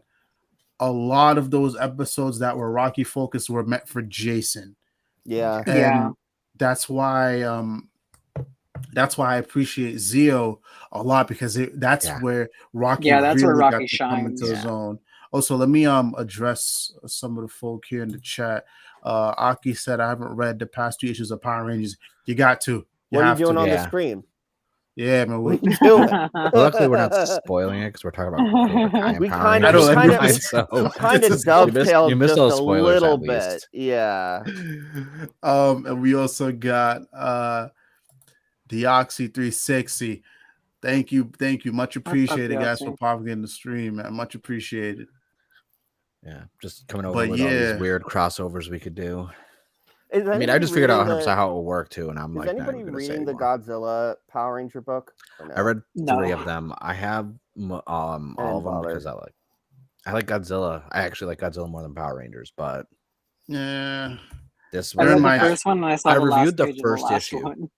I reviewed the first issue, and then I was like, it's probably going to be all this other stuff. Then I read issue 2, and I'm like, I'm not even going to review the rest of them because after the first issue, I predicted the whole entire run Yeah. after the first issue, and I was like, well then, at least with like Ninja Turtles, I couldn't really predict it, you know, and Justice League not as much. But this one, after the first issue, I was like, I even in my video, I'm like, here's my theory, this, and then I go and read the rest of the issues. I'm like, oh, yeah. Now I don't need to review it. I have Good art. A lot of the art style was good in it, though. That's I polarizing have, for me. It's in my folder. I haven't gone back to pick them I up. just had no desire, Yeah, it's not. honestly. It's not even something like if you're bored and you need something to read it. It's just Yeah. not. It's a nothing burger. I feel like It's it just there. added nothing to either story. Like there's nothing from there that I can pull as a person who loves lore, That's disappointing. except for that No, there last really page isn't. at the end. Right. There's Deoxy not said, much. if you've seen the Godzilla movie, then you know how the comic is gonna play out. Okay, that tells me all I need to Or know. if you've seen any good guy that is initially presented as a bad guy against the Power Rangers, you know how this is going to go. No, Right. Yeah. I'm good. Yeah, no. no. the crossover. Like, I don't actually, other than TMNT 2, I don't want any other crossovers, at least for a while. Even if they're their side stuff, it's just I want them to just focus on the main run and Melissa writing it and just put a rocket ship and just launch it to the moon and get it like where it needs to be, where it should be, where it deserves to be. Because like Rose said before, you read the reviews, it's all 8.5s, 9s, 10s. There's no like bad, issues. It's the fans are enjoying it. It's just how do we get it to the triple digit, like the six figures on sales, like 100,000 plus issues. Like how do we get it really bolstered up there and not trickling down? Because I would hate to see this comic dip in sales while Melissa's writing it because people gave up on it or just don't care anymore because no one's marketing it, and then it get canceled because we know from a lore and a knowledge standpoint we're getting the best writer, like one of the best writers for it right now. Yeah. Oh yeah. And I'll beat that like a dead horse, just like, no, this is why this is gonna be good. This is why I'm like, okay, everyone should start with 101. I would keep it as Legacy 101 and start it as just issue 1, honestly. Do Mighty Morphin Power Ranger 1, but then do Legacy 101, even though I hate Legacy numbering. But let's face it, Marvel does it and it works for them. I'm of two minds. Because DC and Marvel are not above doing legacy numbering and flocking back and forth between number 1s and 10 whatever. The only thing is I don't know, it's weird because technically speaking we're going into Mighty Morphin issue, what is it, 20? I'm talking about the relaunch. It doesn't matter. Yeah, 23. Well, 23 for Mighty Morphin. Technically 100 was 23. Oh yeah, technically 100. I didn't know if we were going to count that as Mighty Morphin or Power Rangers. I don't even know. Yeah, it's hard to. So it's not going back to that numbering though. I know. That's what I'm saying. But they were still legacy numbered.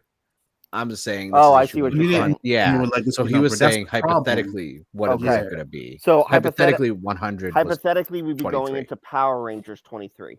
Yeah. Because yes.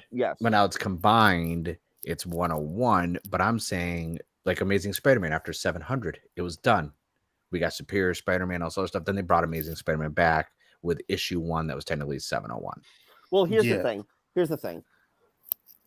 101 works as just saying number 1, right? Yeah, fair. It does, but not from a casual fan, like people who don't know.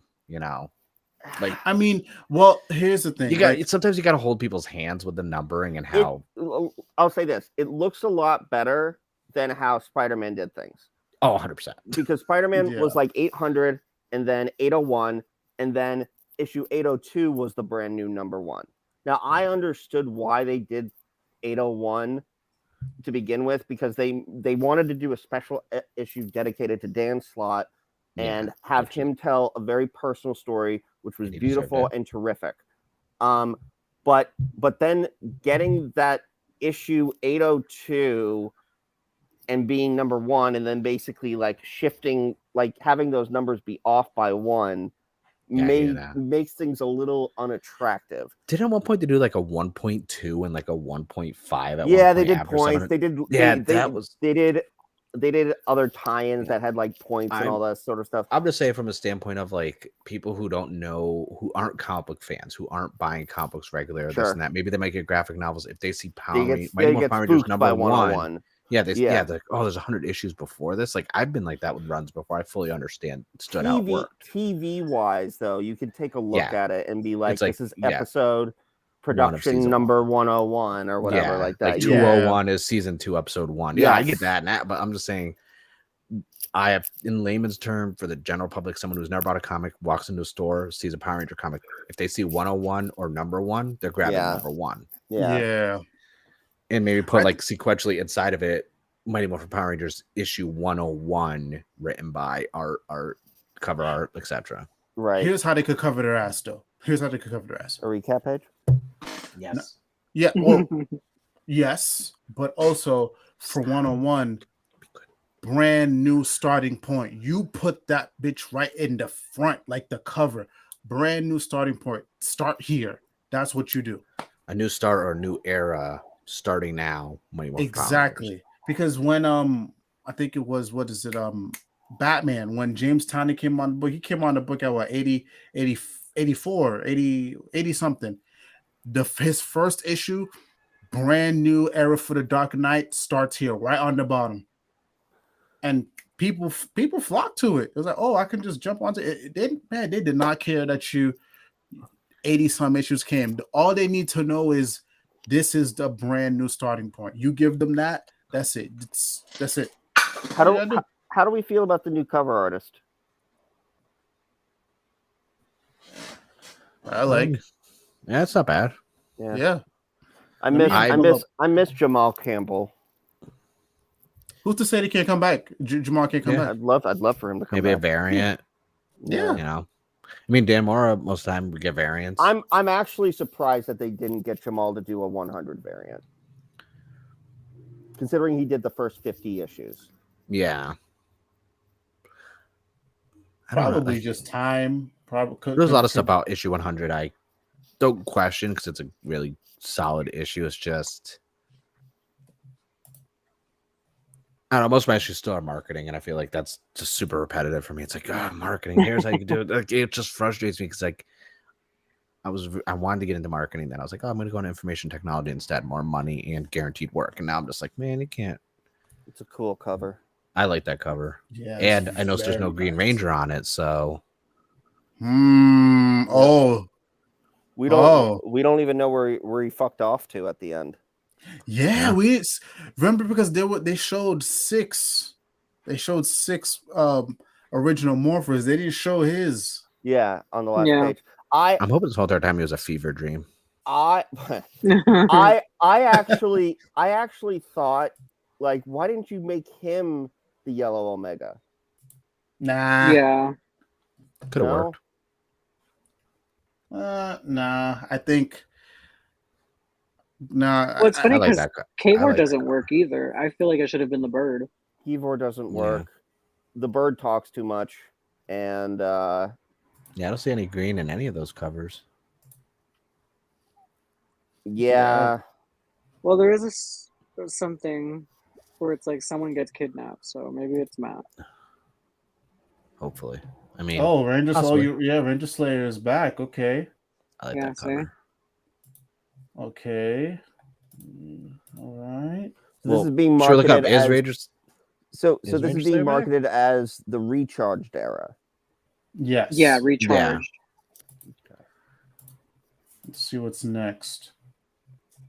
Okay, so that's it. We got up to 103. They're already putting 103 up there? I didn't even know 103's already so they are in the... I like that Juice Bar cover. Juice Bar is cool. I actually like that one. Who did that one? Do you know? No, well, there's a couple of variant artists right here. Okay. That might be the one in... That's probably the 1 in 25. Oh, wait, the cover artist is at the top. Cover B, Reiko. Oh, it's cover Murakami. B? Okay. Murakami. That's not bad for cover B. That means it's not going to be marked up that much. 1 in 25 not shown. Yeah. Hold on. K20 says, how does the 100 cover? Let me go back to 100. Yeah, because 100 has quite a few. Yeah, it does. That's why I'm done with variants after this. I'm getting the 1 in 50 and the 1 in 100. I'm done with variants. I haven't done any variants since the helmets around like 48 and 49 when they did those variants. I stopped getting variants.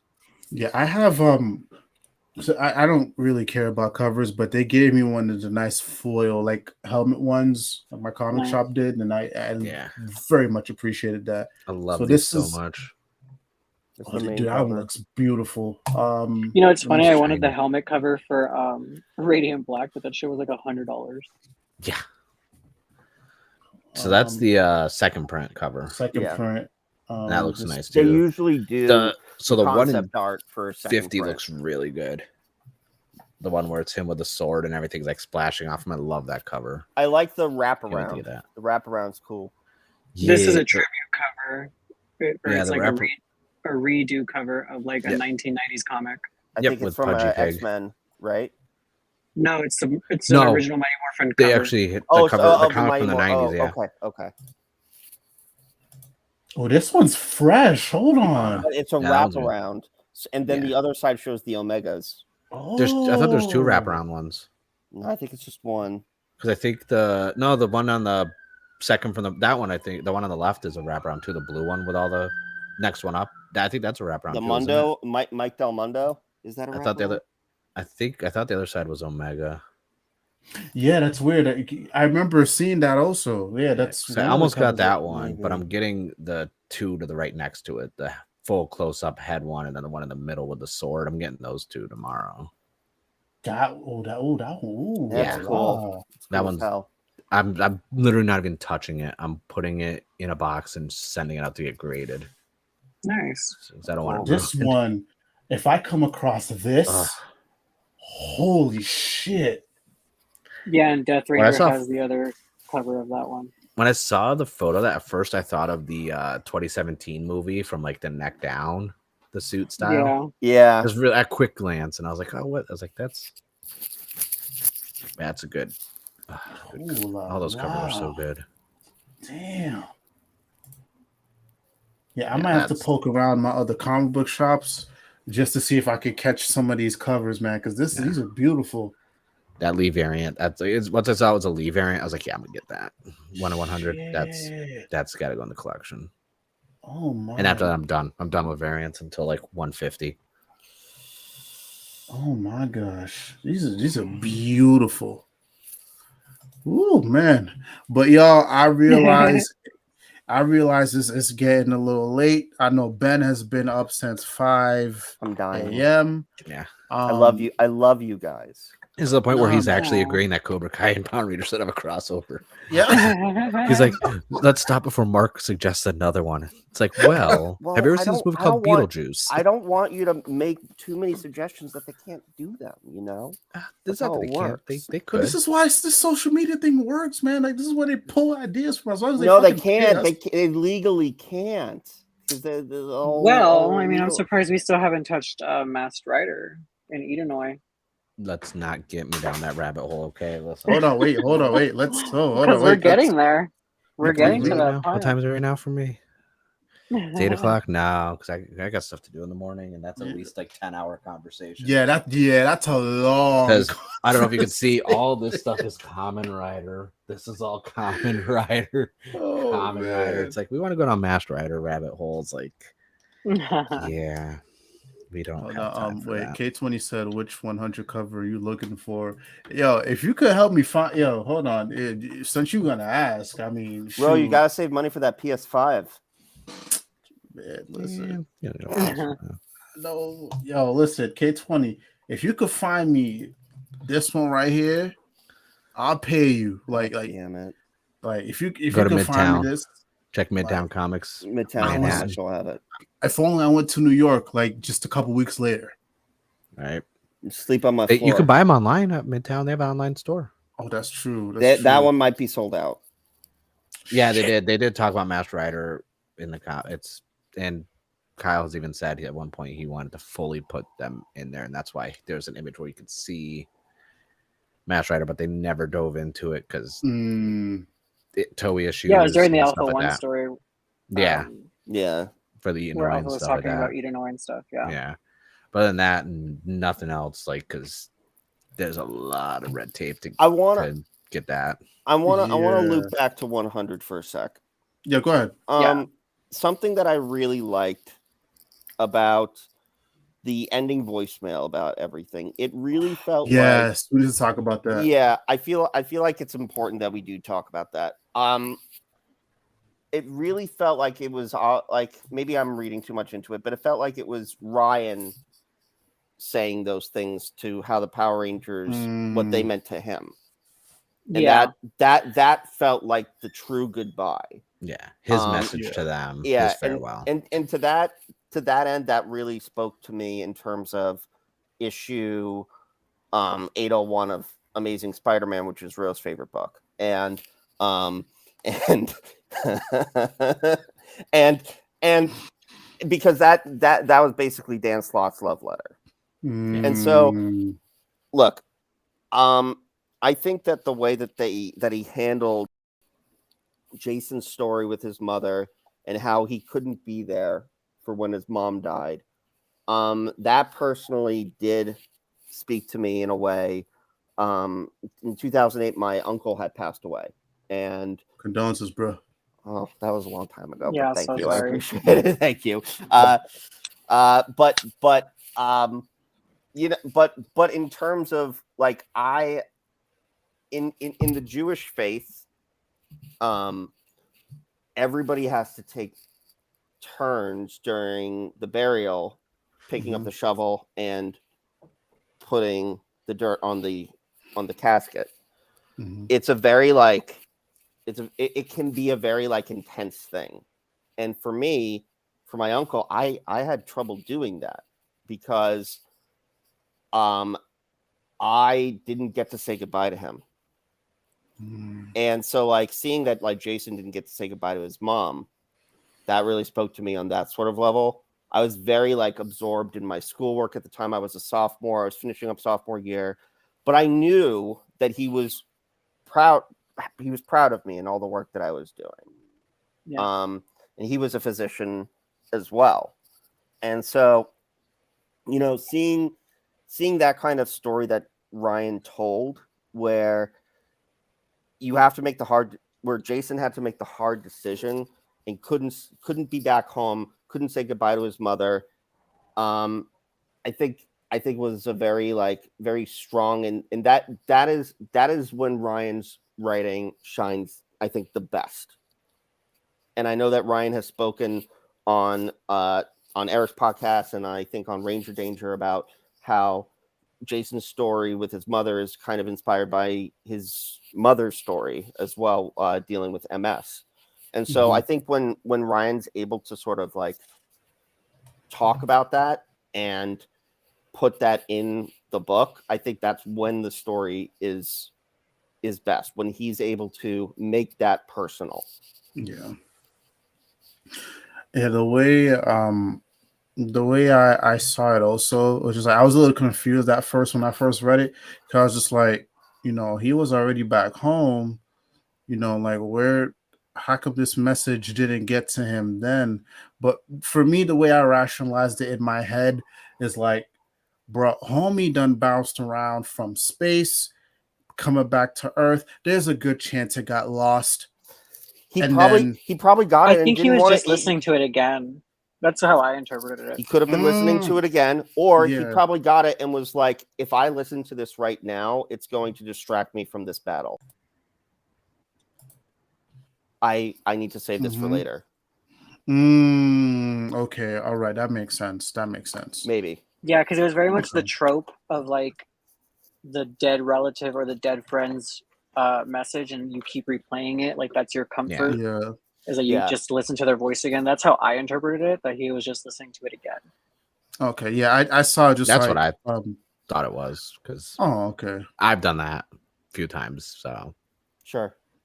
Yeah. I think for me, yeah, like I kind of interpret it a different way. It's just like, you know, he's been bouncing around from my planet to planet, and he probably had the cell phone on him, you know, the entire time. So there's a good chance that everything kind of just got lost. So maybe when he's finally in a situated place, that's when certain messages starts like bouncing around, and this is the perfect time when it finally gets to him. So now that he's calmed down, now that he's no longer a ranger, this is the perfect time for this message to come through, you know, and just for him to hear his mom's voice, just like, you know, one last time. And, you know, for us to hear the mom's voice one last time. And again, that's, like I said, it was hard for me to read that. Like I read this 3 times. So and normally the first time doesn't hit as much because it's a speed read, but I'm not gonna lie, it took a little bit. I was choking up a little bit in the Uber. I know people think I'm joking, but like, No, it's just like for real. I was This choking is up how a you little live bit. your If life. anyone man. hasn't read Yeah. this issue yet, or if Yeah. you don't know anything about like what's going on, you read that last panel pages. Like Yeah. I'm hard to say. Very few people probably didn't get like a little choked up, especially the culmination of everything we've seen with Jason, especially in the last couple of Between issues. that and with Journey, Oh, the journey thing killed me. We haven't even talked about that. That's the thing. We've been talking for hours and we still haven't even talked about like the full spectrum of this story. The Journey thing broke me. and in that was half. that was said at first. Like and it's funny until like the whole culmination of the Journey with Trini and Zach thing. Like when it first started up, I was like, oh, this could be like the comedy angle. They're gonna have to run around with like a kid running around. They're gonna be like foster parents type. That's how it works, though. It makes Yeah. you laugh and love with them, and then boom. they take it away. Yeah. I do. I'm telling you, I was reading it out loud Ah. and like I do the voices. Mhm. The second I knew it was happening, I was like picturing an old grandma voice and like just the faint of like can barely talk, and it was intense. I'm gonna give Parrott a lot of credit here because it's like I remember, I think it was the at home Comic-Con where he had a conversation. I think it was with Steve, and he said, "Hey, I think he had a lot of issues finding stuff for Zach in the story. Just like writing Zach." And I think this was a perfect story for Zach and Trina. I know they're sharing it, but still, like for the longest time, man, you thinking Zach is just a comedic guy. He's just here with the quippy jokes, but to see him, and Trini as well. But I'm gonna give a little bit more credit to Zach because Trini has had her own growth. She's had her Yeah. moments. But to see that happen for Zach, for him to like step up, be like a father role, and I'm assuming these guys are still like pretty young, they're in their teenage years still. Like that was a lot. And imagine, bro, you a teenager and you had a kid. Like you had a kid. Yes, the kid grew up at an exponential rate, but still at the end of the day, you had a kid, and they went through all this and they fought for you. And fighting for you is why their age process like sped up, and then they die. Like I can only imagine what that does to somebody, man. So again, I appreciate Perry for that because like Zach was the dancing around, cracking jokes, and now he's like he's a dad. So like that hit different. That hit different, man. Yeah, Ryan does a great job like writing like just the straight up characters, like how to showcase them properly and give you you can still have Zach being jokey and dancing around, but then here's another. He knows how to write layers to the characters, and that's one of the things I really like about his run with Power Rangers. Layers for the heroes. Yes, for the heroes. Yeah. I think I do. Villains are missed. I hate to be negative, but it was the villains that I think suffered a little bit. But the book is called Power Rangers. Yeah.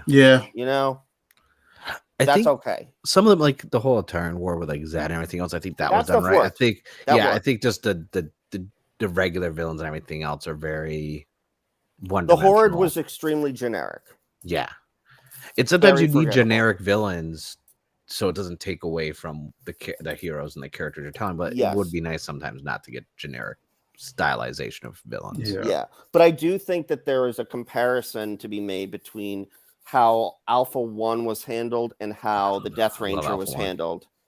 I still love Alpha 1. I still want a figure of Alpha 1 in the Zord. I do too. I like Alpha 1 and I like the Death Ranger, but I do feel that they were too truncated in the main book.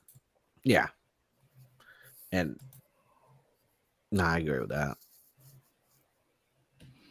So I don't know. So to kind of wrap things up, I'll let everybody, go, in turns. But final thoughts, if you want to use this time to, get some words off about Parrott, the entire 100 issue run, what you felt about it. Hey, so go ahead, Ben.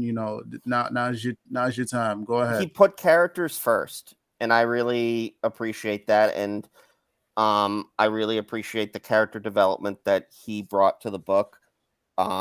and I was thrilled to see that when he became the main writer. And it's so cool to see like how he was brought on for that like movie one shot graphic novel Aftershock or whatever, and then like after, and then it sort of it spun into this thing, and then it became much bigger, and I love that about him. He is an absolutely wonderful writer, and I will treasure his run of Power Rangers. Go ahead, Gabe. Ryan created some of my favorite stories in all of Power Rangers in general. He's added to this lore. He's built upon it. He's made it his own way. That being said, like, thank you for giving us your all. Essentially, you put your heart and your soul into it, and we felt it.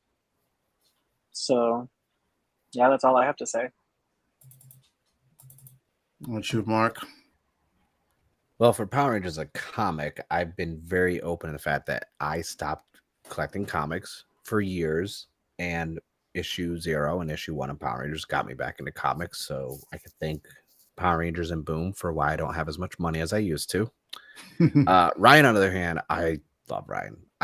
We've drove, I think in 2018, 67 miles just for me to meet him at a comic book store to get him to sign one of my Go-Go and one of my Power Ranger issues. And it was right when he took over after Shattered Grid.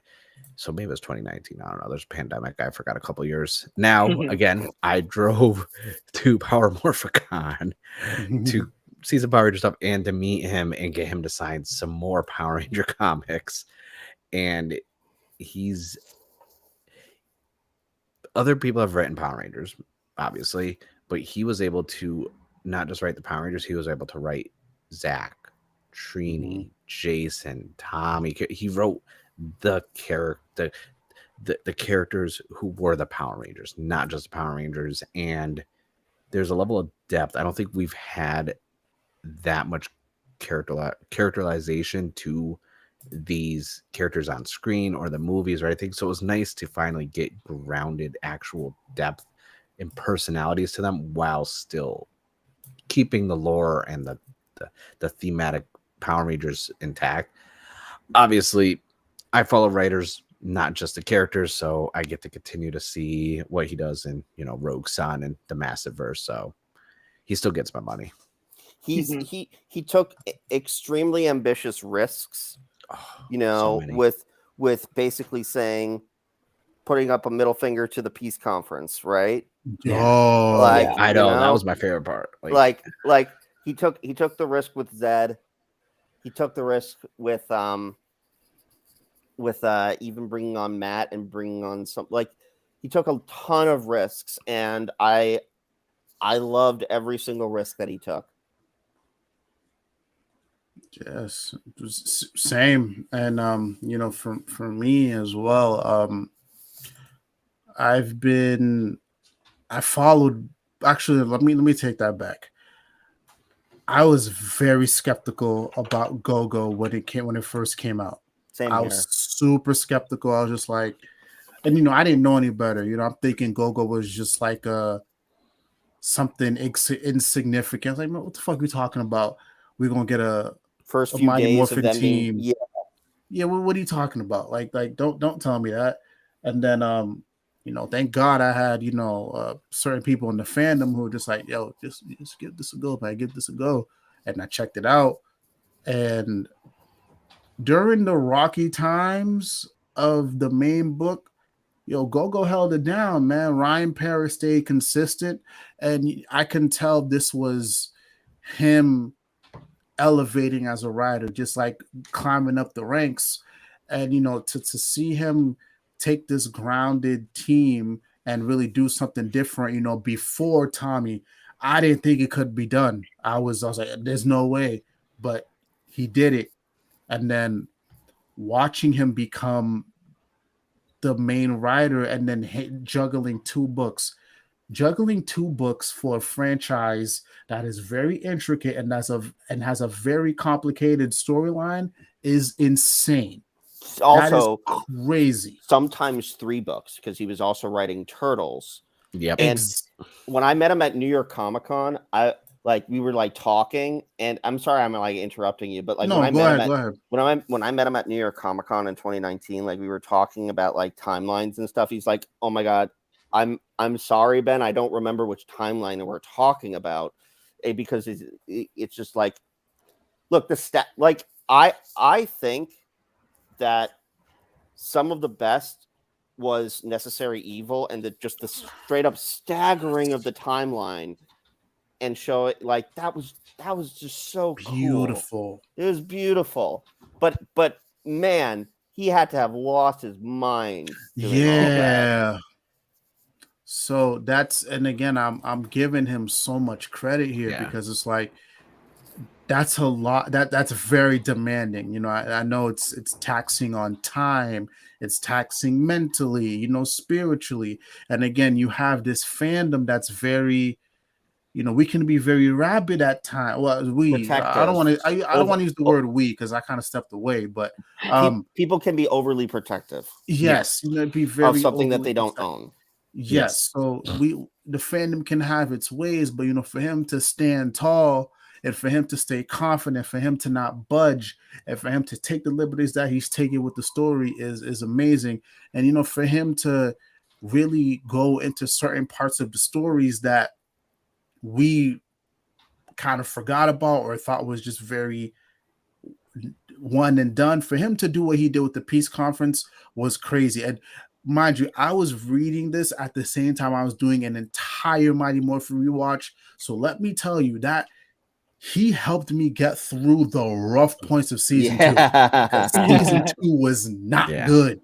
It was not good. Mm-hmm. So for him to do all that, for him to stay consistent, you know, for him to write both books and for him to just like delve more into certain characters and flesh out certain characters was just amazing, man. And you know, I'm sad to see him go. And I don't know if I said this when I was with you guys the other day, but reading issue 100, it feels like I'm parting ways with the old friend. Like I'm for real. It's gonna be hard going into 101 because I feel like I've known this is a creative team, this is a writer I've known since I've jumped into comics. Like Mighty Go-Go is one of the books that I started getting back into comics into full time. Like this was one of them. Like, alongside the DC Rebirth stuff, it was Mighty Morphin and Go-Go. So for him to be gone is, I'm not gonna lie, it's going to hit it's going to hit a little different. So I'm glad that we have a couple of weeks until Melissa Flores jumps on the book, and I know she's going to do great, but like I feel like I'm losing a homie. I feel like I'm losing a really good friend. You know, I know I've been very hesitant about, you know, checking out, you know, a lot of the Massiveverse stuff. It's not because I don't think it's great, but it's just like financially, it's just like same here. It's just a lot. So it exploded really quick too. Very quick. So I will be checking out Rogue Sun in trade. That's a promise. And you know, I wish Ryan Parrott the best, man. Like, he's done amazing, and this might be one of the other times where I double dip. I don't like double dipping, you know, because of money. You know, I can afford it, but I don't like buying floppies and then trades. But I think this is the one time where I'm gonna have to support homie in trades and omnibus. So do the hard covers, and hard covers. So you know, Ryan Parrott, just want to say thank you very much for, you know, everything that you've done. You've helped me stay a consistent comic book reader. Now I have a whole fucking YouTube channel. I can't stop talking about this shit. A lot of that has to do you know, with you. So, you know, much love, much peace, and also shout out to the artist. Shout out to the fuck ton of artists, the fuck ton of colors, the fuck ton of letterers, like Ed Dukeshire. Yo, human beast. Shout out to Ed. Shout out to Ed. Dude, the lettering is so good. amazing. So again, I know obviously Ryan and Kyle and everybody else, obviously those are going to be the main two guys. And even to some degree, Marguerite Ben, I know people are gonna go flock to them first for credit, but we also got to give credit to everybody else who's helped create these comic books, man. So I know I'm not, we got Walter Biamonte, we got Rena, we got Danielle Kuno, we have Moises Hidalgo, so Dan Mora. Dan Mora, we got so many people responsible for this amazing 100 issue run. Everybody should be proud of themselves. Salute to you guys for hitting second printing. I'm wishing a third printing. I'm wishing a fourth printing. I'm as many printings as possible. And for Melissa Flores, the groundwork could have been laid better. I know you have all this history here. I'm wishing you nothing but the best. I'm still staying on the book. Daphne. And Daphne. Daphne, yeah. So and also too, like Higgins to an extent. I know Higgins started this thing, so I would argue that Daphne has probably contributed more to Power Rangers lore than we know, than we truly know, and then and she's like up there with like the showrunners even. Yeah, with Chip Judlin and Simon Bennett and all them.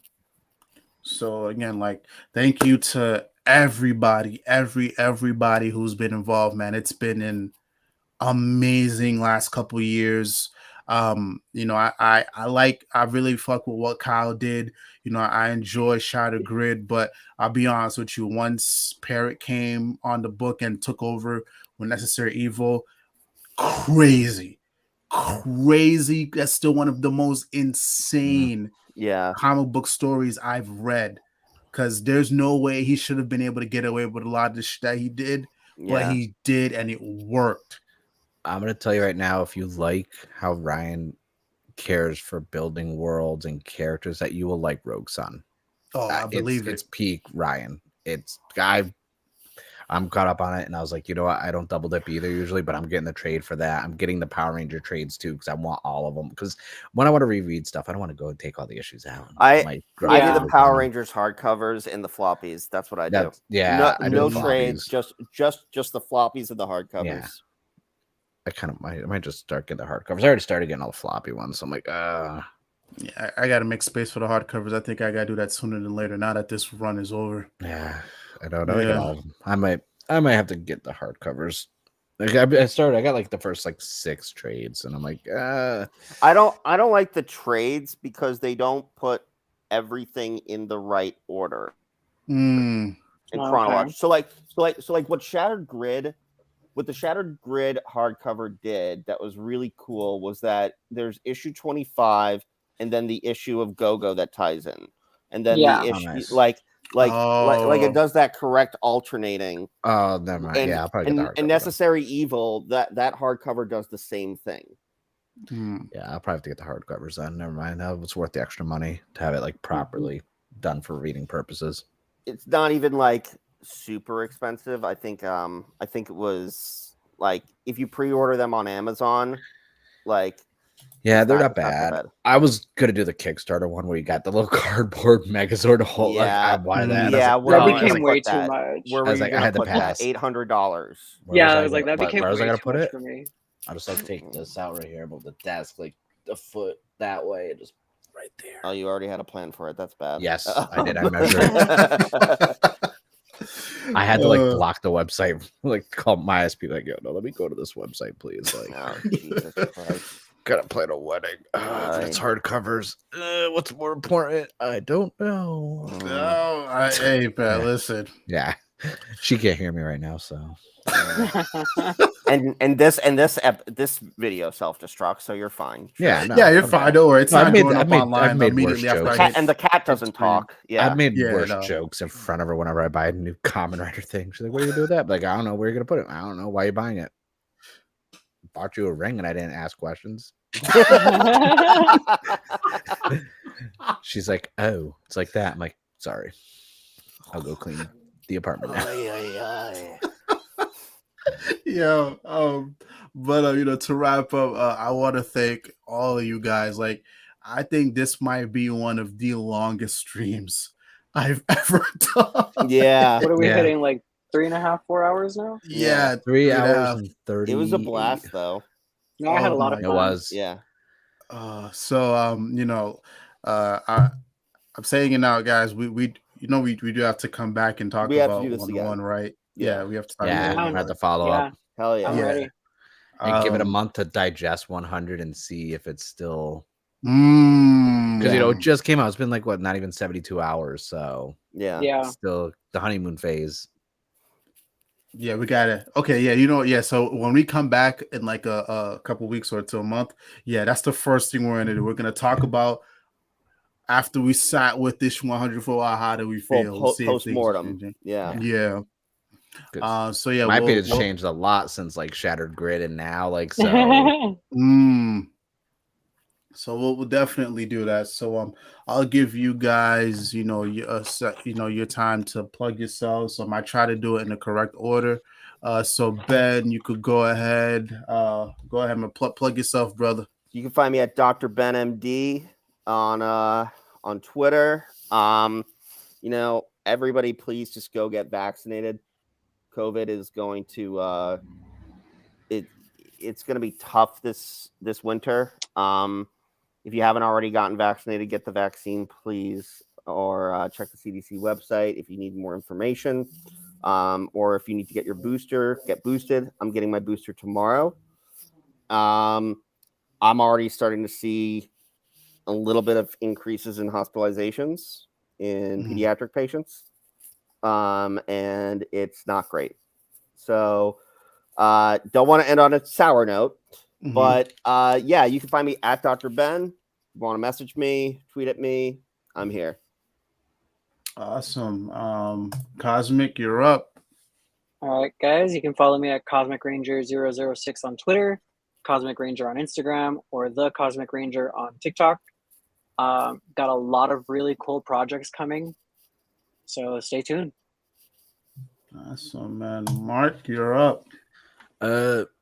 Nerd Day Mark on everything, really. I have a podcast, a Nerd Day Mark podcast. My YouTube, I do a lot of Toku stuff. I don't dabble in Power Rangers too much because outside of the comics, just from a video standpoint, it's exhausting. And I don't know the lore. I'm not as good as Cosmic, so like I don't know any lore. But I do a lot of Kamen Rider stuff, mainly in Ultraman. And if you ever need some ideas for crossovers, boom, my DMs are open.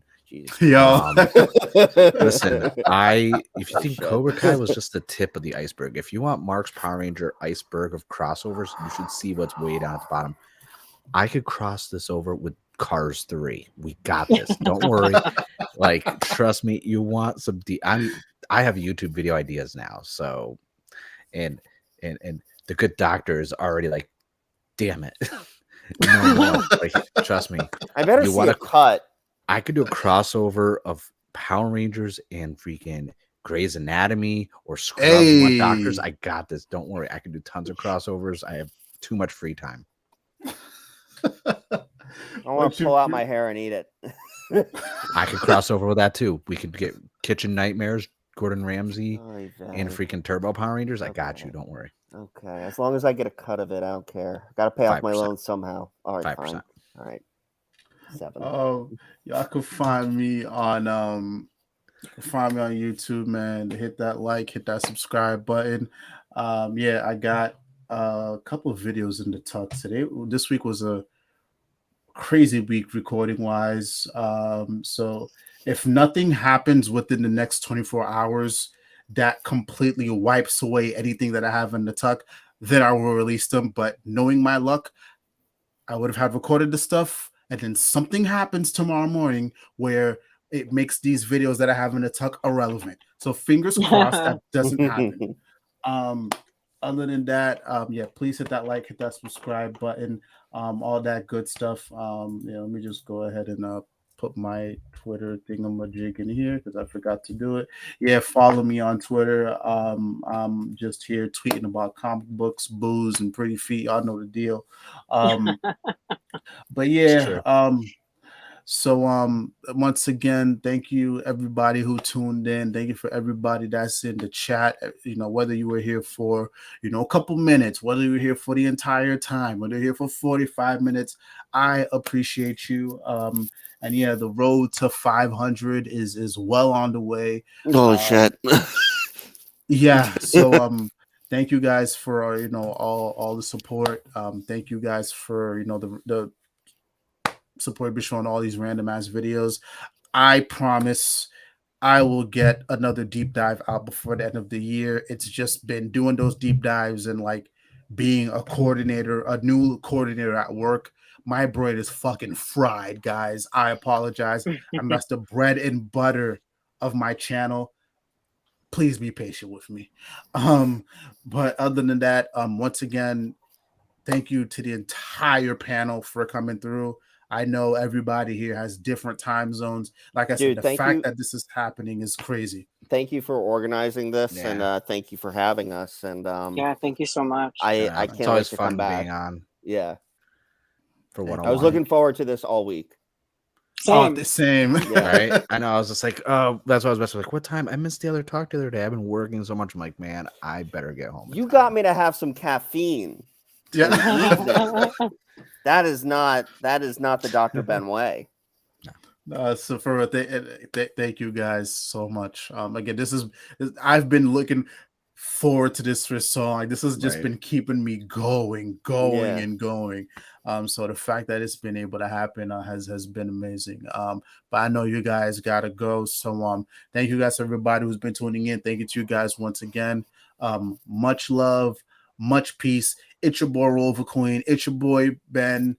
It's your homie Cosmic, and it's the homie nerd named Mark, and we are out.